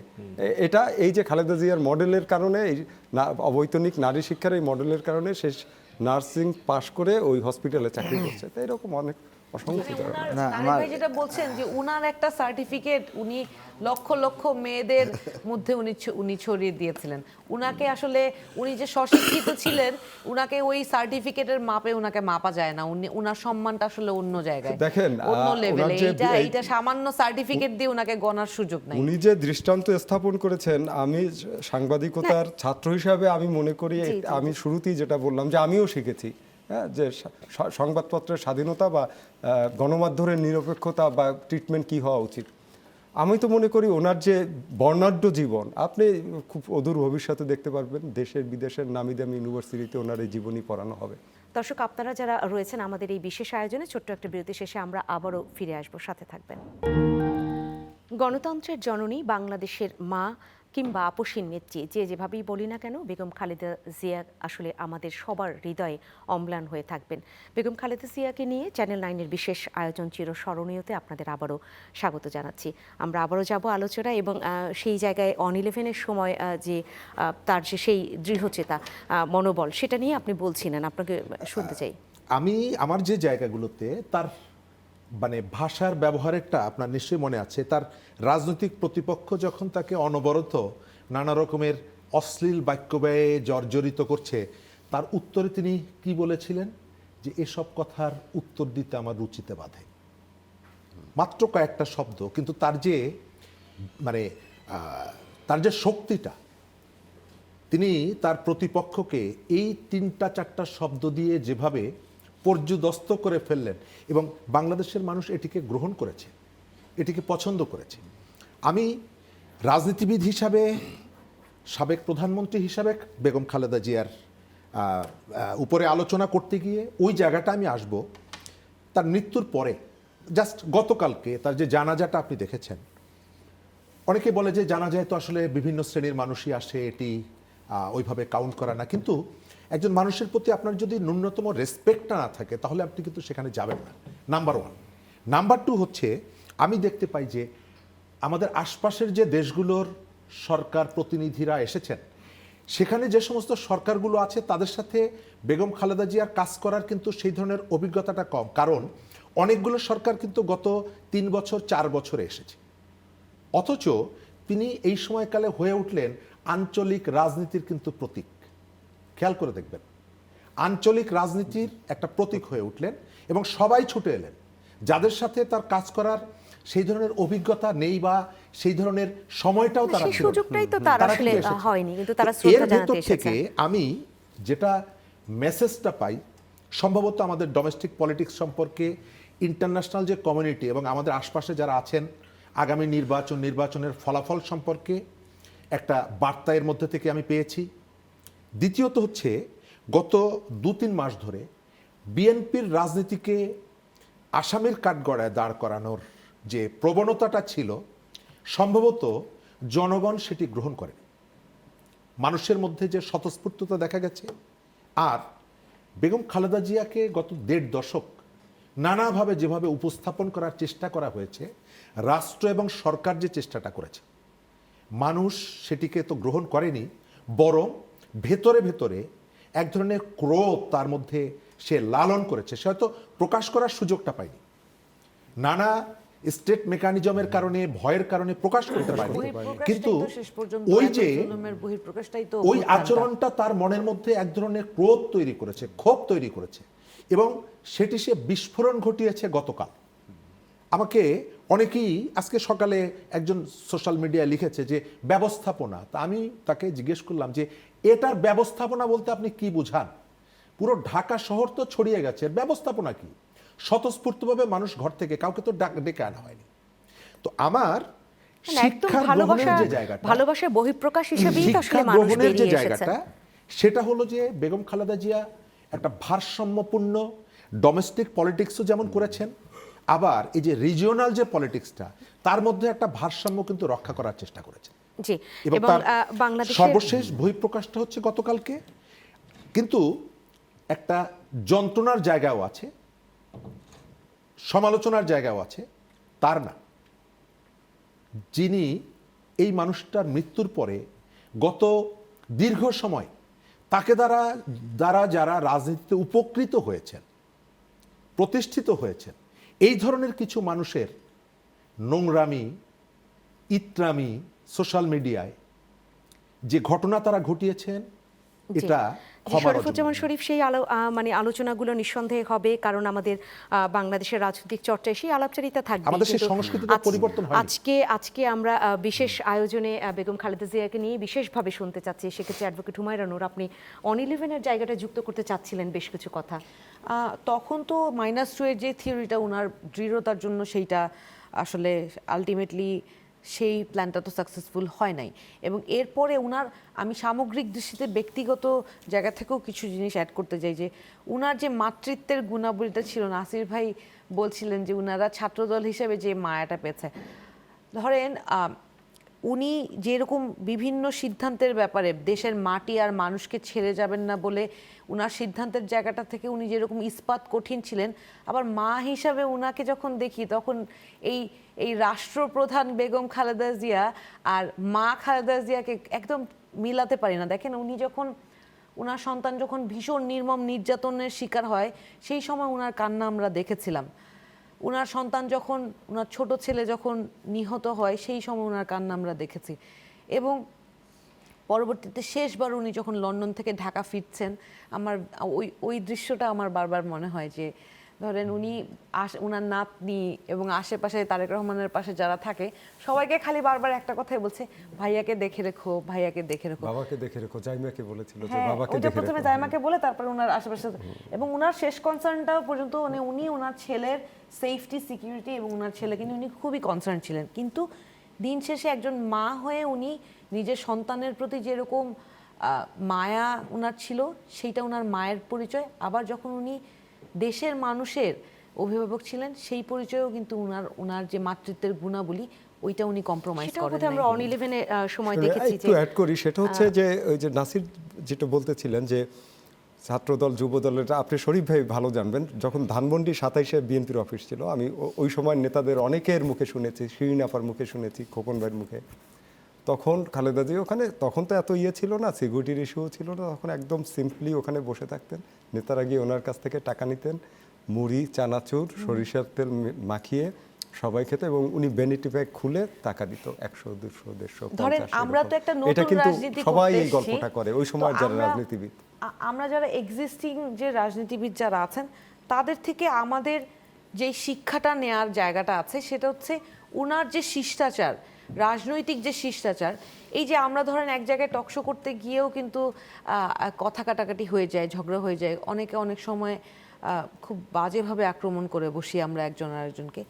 এই জিনিসটা আমি চাই, আমি আশা করব যে আমরাই, একজন মানুষ চলে গিয়েছে, অন্তত তার আদর্শটা আমরা ধারণ করার চেষ্টা করি। নিঃসন্দেহে আমরা সেটা প্রত্যাশা করতে চাই। এইটা রাজনৈতিক শিষ্টাচারটা যাতে কন্টিনিউড হয়। মঙ্গলবার থেকে অনেকে এই কথা বারবার বলছিল যে রাজনীতিতে যে খুব পরিশীলিত শব্দ বা একেবারে শালীন শব্দ প্রয়োগ করে বক্তব্য দেয়া যায়, সেটার উদাহরণ কিন্তু রয়েছেন আমাদের চোখের সামনে, বেগম খালেদা জিয়া। Exactly. কারণ তিনিই হয়তো সশরীরে, যেটা আমরা বলি যে মানুষের দৈহিক মৃত্যু ঘটে, আত্মার মৃত্যুটা ওভাবে ঘটে না, সেটা তো আসলে সেইটা দেখেন থেকে সবাই যায়। সাথে সবার ওই জিনিসটা আমরা প্র্যাকটিস করা শুরু করতে পারি। এইটা ছাড়াও আমি দুইজনের ব্যাপারে একটু উল্লেখ করতে চাই। বেগম খালেদা জিয়া যখন এই যে উনার কারাবরণ, উনার চিকিৎসার সময় বা উনার যে বন্দি জীবন, এই জীবনে উনাকে যেই চরি উনার ছিলেন, উনার ছায়াসঙ্গী যিনি ছিলেন, উনার একজন সাথে সবসময় ছিলেন, উনার নাম বোধহয় সম্ভবত ফাতেমা, সার্বক্ষণিক ছিলেন। জি, এইটা কিন্তু আপনি টাকা দিয়ে এরকম একজন মানুষ কিনতে পারবেন না।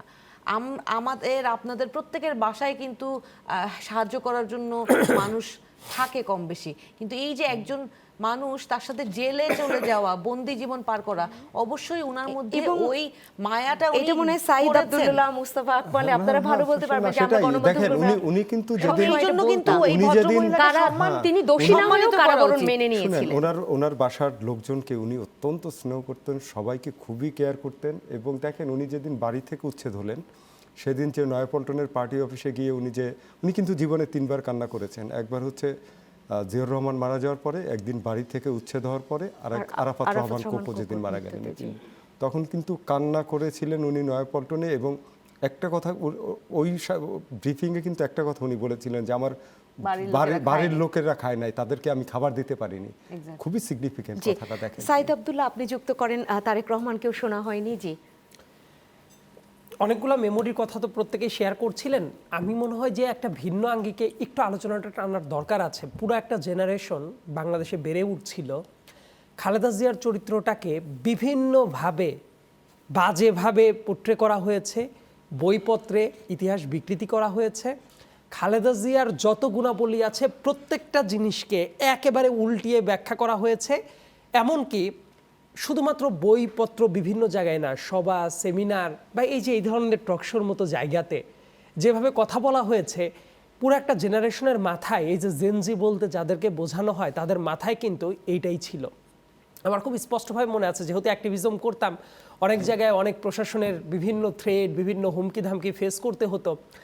খালেদা জিয়াকে নিয়ে লেখার এখন অনেক মানুষ আছেন, কিন্তু জাস্ট 2024 সালের 5 আগস্টের আগের 10 বছর যদি চিন্তা করেন, খালেদা জিয়ার যে মুহূর্তে হাসপাতালের যাওয়ার মতো অ্যাক্সেসটা পাচ্ছেন না, খালেদা জিয়াকে যে মুহূর্তে 30 টাকার ইফতারি করানো হচ্ছে, খালেদা জিয়াকে যে রুমে রাখা হয়েছে সব আসামিকে কেরানীগঞ্জে নিয়ে যাওয়া হয়েছে, উনি ছিলেন সর্বশেষ কয়েদি।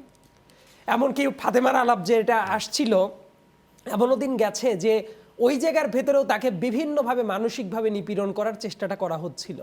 এই প্রত্যেকটা জায়গাকে দেখবেন যে ওই টাইমে আমি দেখতাম যে সংসদে কিছু উল্লুক এবং কিছু জন্তু জানোয়ারের মতো মানুষজন স্লাট শেমিং শুনে হাসতে হাসতে অট্টহাসি দিয়ে ফেটে পড়তো। তারাও মেম্বার অফ দ্য পার্লামেন্ট ছিলেন। এই ধরনের টক শোতে এমন অনেক বাজে কথা বলা হতো যেটা আসলে শ্রবণযোগ্য না, কিন্তু সেটা শুনে উপস্থাপিকা থেকে শুরু করে প্রত্যেকেই হাসতেন। ডিএমপি কমিশনার থেকে শুরু করে রাষ্ট্রের অনেক মন্ত্রীরা এমন ভাষায় কথা বলতেন যে ভাষাটা আমরাও ব্যবহার করতে পারি না, কোনো ভদ্র সমাজ সেটা ব্যবহার করতে পারে না, তারপর অ্যাট্রিবিউট করা হতো। তার মইনুল রোডের বাসার থেকে যখন তাকে উচ্ছেদ করা হয়, বয়স আরও অনেকটাই কম ছিল, কিন্তু আমি দেখেছিলাম কিছু কিছু পেইড সাংবাদিকদের 2010 সালে নিয়ে যাওয়া হয়েছিল, যে তার যে ক্যাবিনেটগুলো ছিল ওই জায়গা থেকে যে ম্যাগাজিন বাইরে থেকে কিনে নিয়ে গিয়ে ওইখানে রাখা হয়েছিল, এবং সেটা ওই সাংবাদিকদের মাধ্যমে পড়তে করে দেখানোর চেষ্টা করা হচ্ছিল যে এই যে খালেদা জিয়া কিন্তু এই ম্যাগাজিন পড়ছেন। এবং এই জাতীয় জিনিস বিশাল সংখ্যক তরুণদেরকে নিয়মিত বিশ্বাস করানো হতো, গেলানো হইতো, যারা ওইটা চর্বণ করতে পারতো তাদেরকে প্রাইজ দেওয়া হতো। আনা উচিত না ভাই, বলেন তো। বিচার সবকিছু শুনেন, ক্রিমিনালি আপনি যখন কোনো কিছুকে প্যানালাইজ করার চেষ্টা করবেন, অনেক কিছু এটা করা যায় না। এই জিনিসটা করা কি যায় জানেন? মিথ্যাকে ঢাকার উপায় একটাই, সত্যকে বেশি বার করে বলা, বারবার করে বলার চেষ্টা করা। বাংলাদেশের মানুষ যখন দেখবেন, একটা পুরো প্রজন্মর কাছে জিজ্ঞাসা করে দেখবেন, তারা বলবে একটা 8 পাস প্রধানমন্ত্রী ছিল বাংলাদেশের। ইয়েস, উনি 8 পাস ছিলেন না, আরেকটু পড়াশোনা করার চেষ্টা করছিলেন, কিন্তু অবশ্যই উনি গ্র্যাজুয়েট ছিলেন না, বড় পড়াশোনা করেন নাই, উচ্চ মাধ্যমিকও পাশ করেছিলেন কিনা এত জানার দরকার হয় নাই। তার কারণ ওনার জীবনাচরণ যদি দেখা যায়, দেখেন যার কাছে শুধু এই তথ্যটা ছিল, এইটুকু একটু বলতেই হচ্ছে, তাহলে মেসেজিংটা ভুলভাবে যাবে।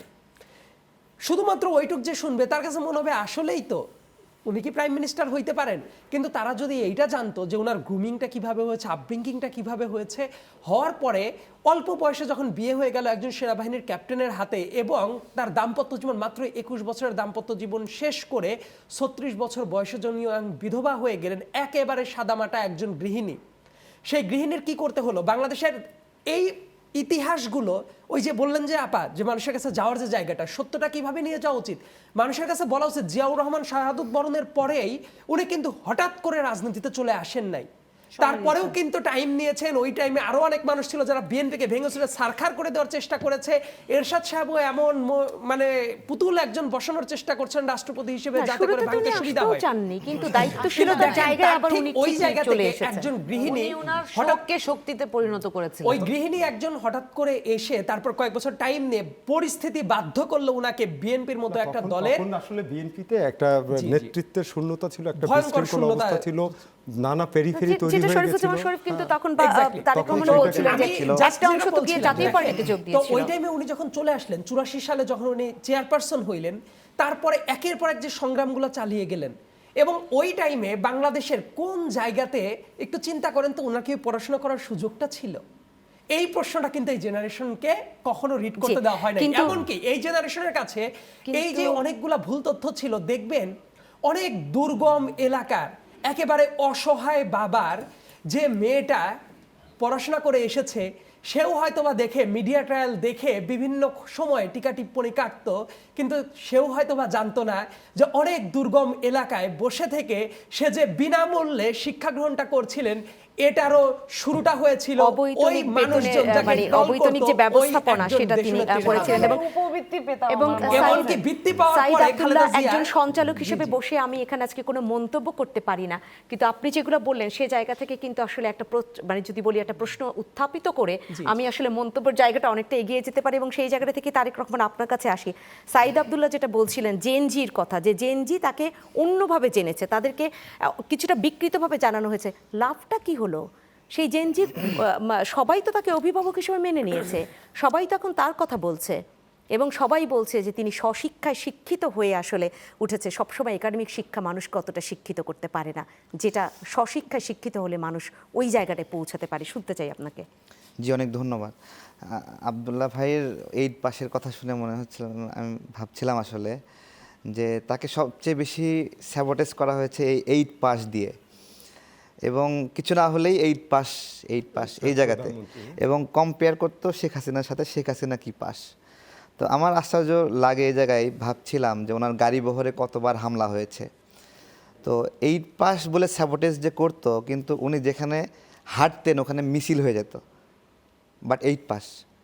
গাড়ি থেকে নামলে সেখানে জনসভা, এবং এই ভয়েই তো রোহিঙ্গা শিবিরে যাওয়ার সময় হামলা করছে, ফেনীতে যাওয়ার সময় হামলা করছে, সিটি কর্পোরেশনের নির্বাচনের সময় উনি একটু বের হয়েছে ঘর থেকে, তখন হামলা করছে।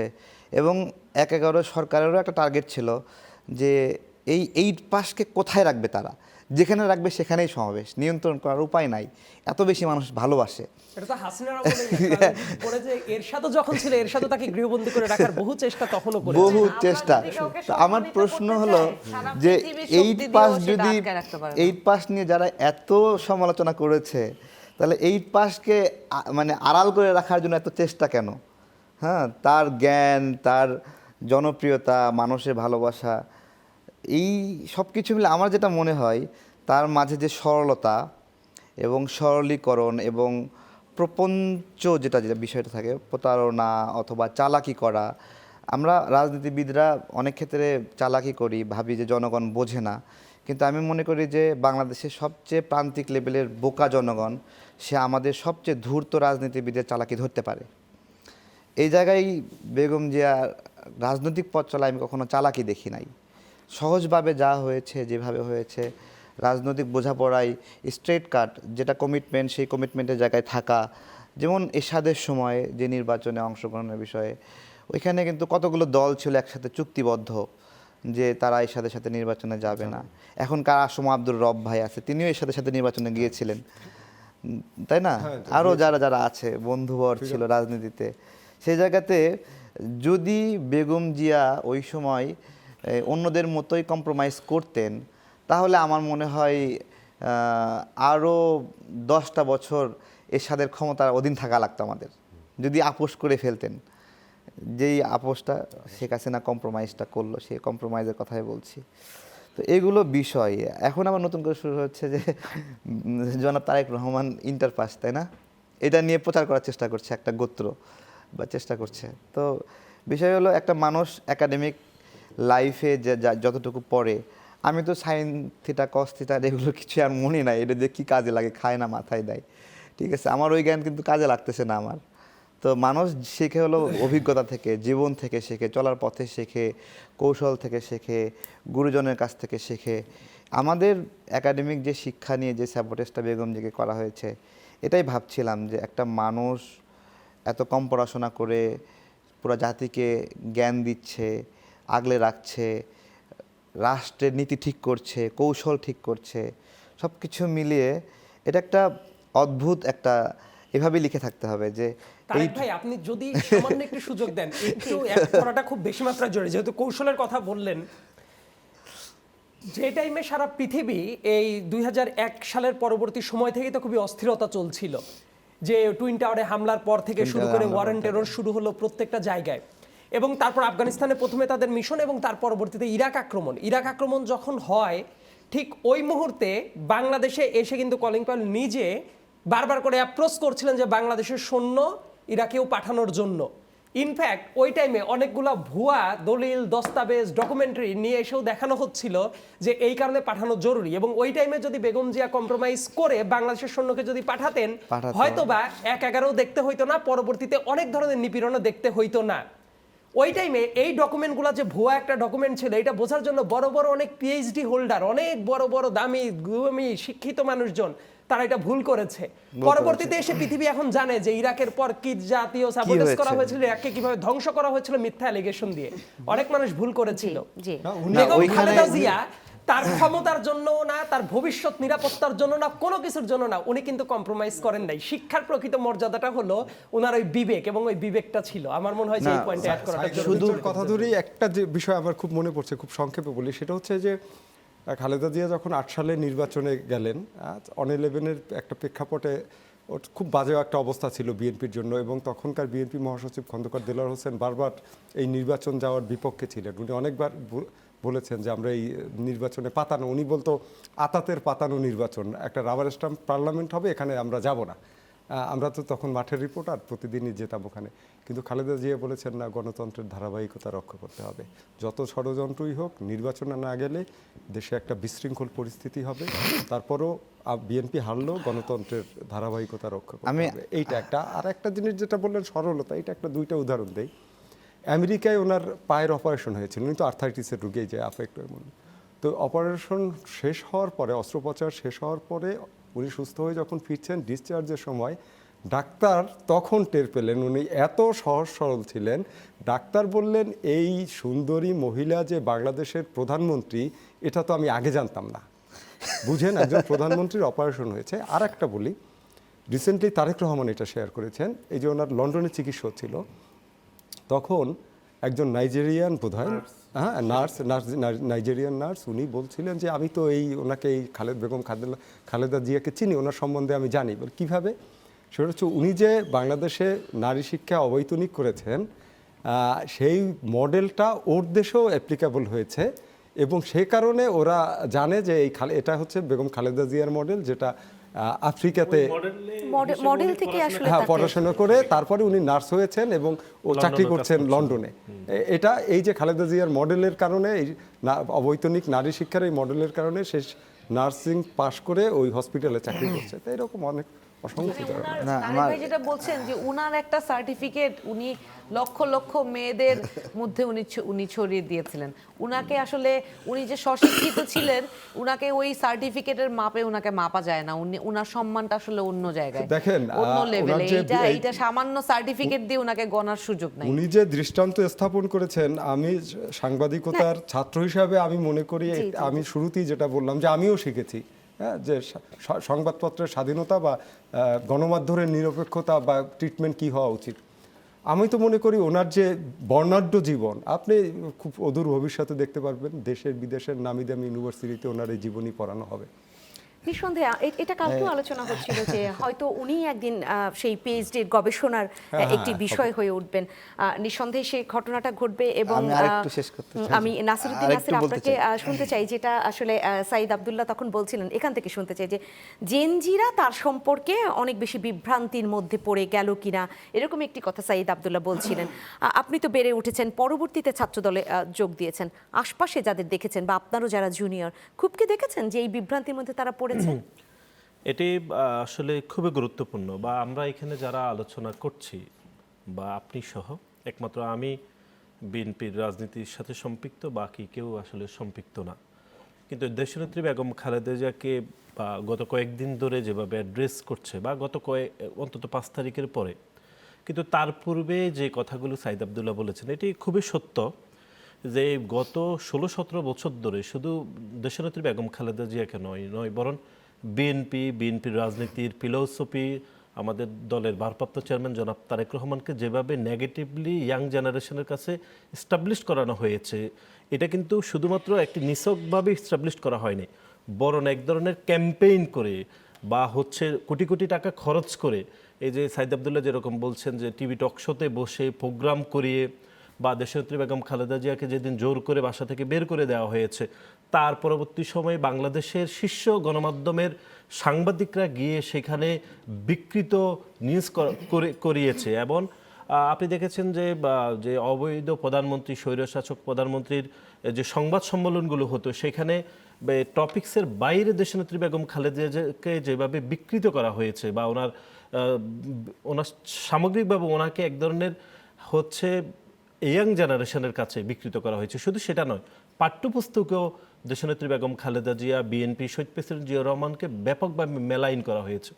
সুতরাং আমি গত কয়েকদিন ধরে ভাবছিলাম যে সেটির কি অবস্থার পরিবর্তন হয়েছে কিনা, অর্থাৎ গত 17 বছরে কোটি কোটি টাকা ইনভেস্ট করে আওয়ামী লীগ যেটি করেছে, বা যেরকম প্রোগ্রাম করে ক্যাম্পেইন করে, সেটার কি আদৌ গত 1 বছরে সেটির পরিবর্তন হয়েছে কিনা, এটা আমি গত কয়েকদিন ধরে চিন্তা করছিলাম। আমার কাছে যেটি মনে হচ্ছে, সেটি ধরুন গত 5ই আগস্ট পরবর্তী সময়ে বাংলাদেশের ইয়াং জেনারেশন যাদেরকে বিকৃত করে ভুল তথ্য দিয়ে প্রমাণ করানোর চেষ্টা করা হয়েছে দেশনেত্রী বেগম খালেদা জিয়ার দেশপ্রেম নিয়ে, ওনার বাকি সকল বিষয় নিয়ে, এটা আর আমার কাছে মনে হচ্ছে এটার একটা সমাধান অন্তত হয়েছে, যে গত 1 বছর ধরে দেশনেত্রী বেগম খালেদা জিয়াকে মানুষ বুঝতে শিখেছে নিরপেক্ষ জায়গা থেকে, অথবা উনি চলে যাওয়ার পরে হাজার হাজার মানুষ যেভাবে সামাজিক যোগাযোগ মাধ্যমে ওনাকে বুঝতে শিখেছে, ওনার যে পূর্বের বক্তব্যগুলো যেগুলো বেশিরভাগ সময় আওয়ামী লীগ সময়ে উনি দিয়েছেন, আওয়ামী লীগ রেজিমে দেশপ্রেম, দেশাত্মবোধক সকল বিষয় দিয়েছে, এগুলো হাজার হাজারবার আসলে প্রচার হচ্ছে।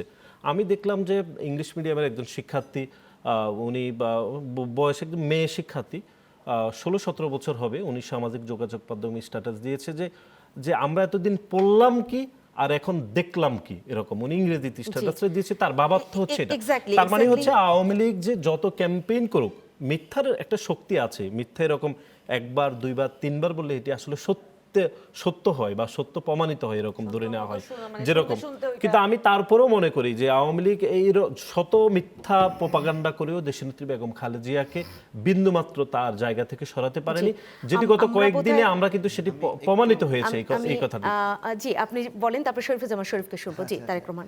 না, আমরা যে প্রজন্ম, সেই প্রজন্মটা শুধুমাত্র স্বজন হারানোর বেদনার গল্প শুনে শুনে আমরা বেড়ে উঠছি আসলে।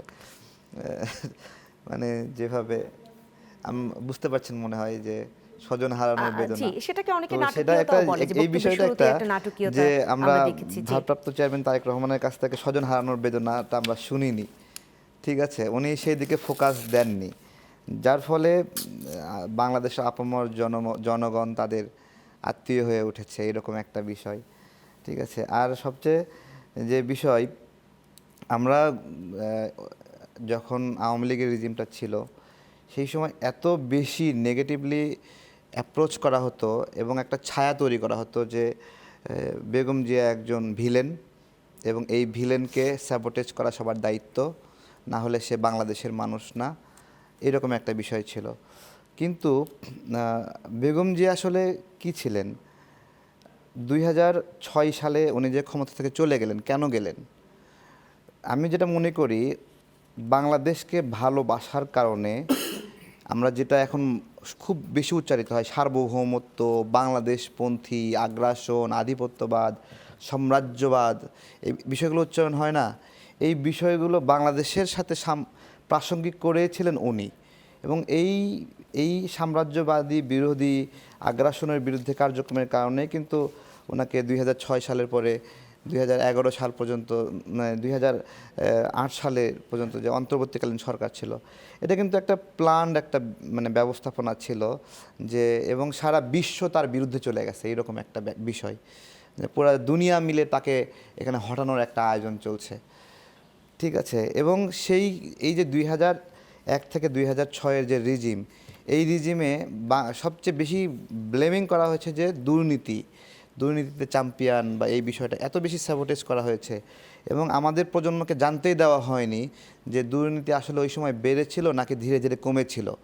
বারবার এটা বলা হচ্ছে দুর্নীতিতে চ্যাম্পিয়ন, 3 বার চ্যাম্পিয়ন, এবং এইটা আবার এখন জামাতের ভাইয়েরা খুব করে বলার চেষ্টা করছে সেই প্রোপাগান্ডা।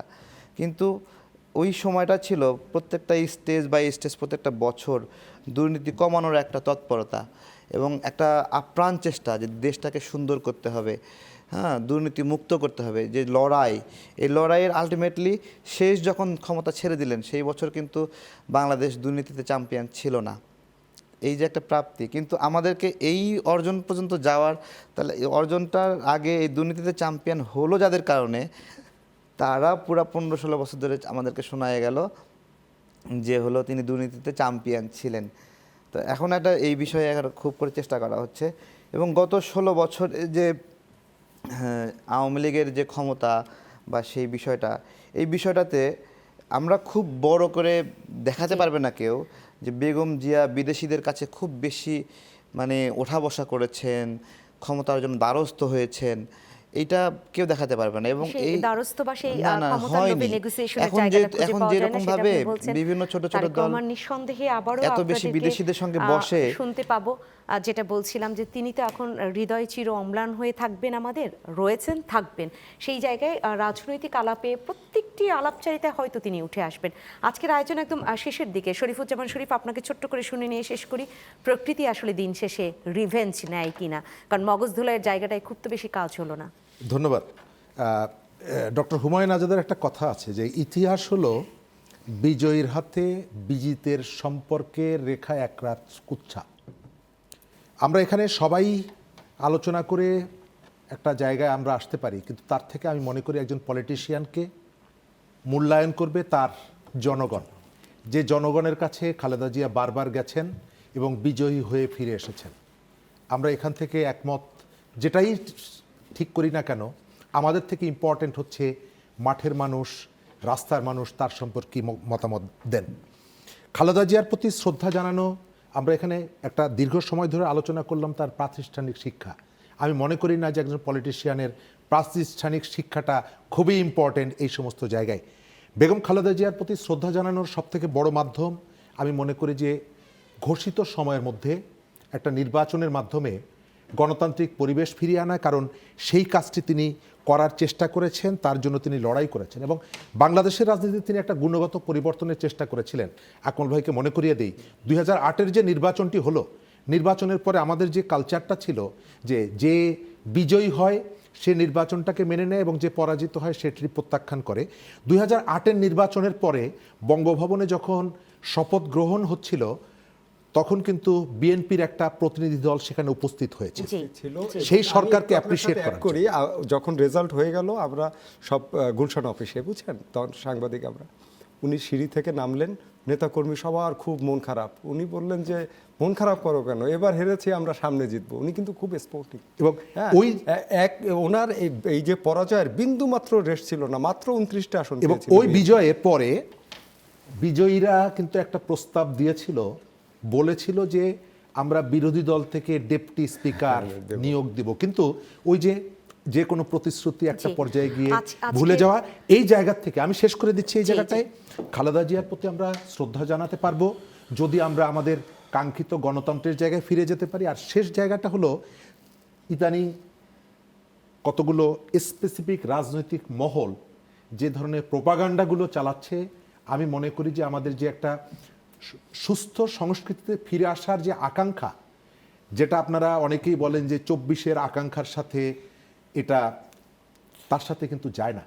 এবং আপনি দেখতে পাচ্ছেন বিভিন্নভাবে সোশ্যাল মিডিয়াকে ব্যবহার করে তাদের মনে হয় যে অন্তত পরিবর্তন হওয়া দরকার, কারণ ইতোমধ্যেই বাংলাদেশের মানুষ এই ধরনের সংস্কৃতিকে আজকের আয়োজন তো শেষ করতে হবে, কিন্তু সেখানে বলতেই হচ্ছে হৃদয়ে আসলে অনেক অনেক ভালোবাসা থাকলে হয়তো দলমত নির্বিশেষে সবার সেই আলাপচারিতায় বাক্য এবং শব্দের এত স্বতঃস্ফূর্ততা যোগায়। তারপর আজকে আমি এখানেই শেষ করছি। অসংখ্য ধন্যবাদ জানাচ্ছি নাসিরুদ্দিন নাসির আপনাকে, শরীফুজ্জামান শরীফ আপনাকেও অসংখ্য ধন্যবাদ, তারেক রহমান আপনাকে অসংখ্য ধন্যবাদ, অ্যাডভোকেট হুমায়ুন নূর অসংখ্য ধন্যবাদ জানাচ্ছি, সাংবাদিক মোস্তফা আকমল আপনাকেও ধন্যবাদ এবং সাইয়েদ আব্দুল্লাহ আপনাকে অসংখ্য ধন্যবাদ জানাচ্ছি। দর্শক আপনারা যারা এতক্ষণ আমাদের সাথে ছিলেন এই আলাপচারিতায়, আপনাদেরকে অসংখ্য ধন্যবাদ। বলতেই হচ্ছে এই আলাপ করতেই হবে, কারণ গণতন্ত্রের জননী যাকে হয়তো সবাই না ডাকলেও যারা ডাকছেন সবাই কিন্তু এটা মানছেন, গণতন্ত্রের পথে তার জীবনটা তিনি উৎসর্গ করেছেন, গণতন্ত্রের প্রতিষ্ঠায় নিজে সবসময় আপোষহীন থেকেছেন। সেই জায়গায় রাজনৈতিক আলাপচারিতায় তাকে বাদ দিয়ে সেটা করা সম্ভব না।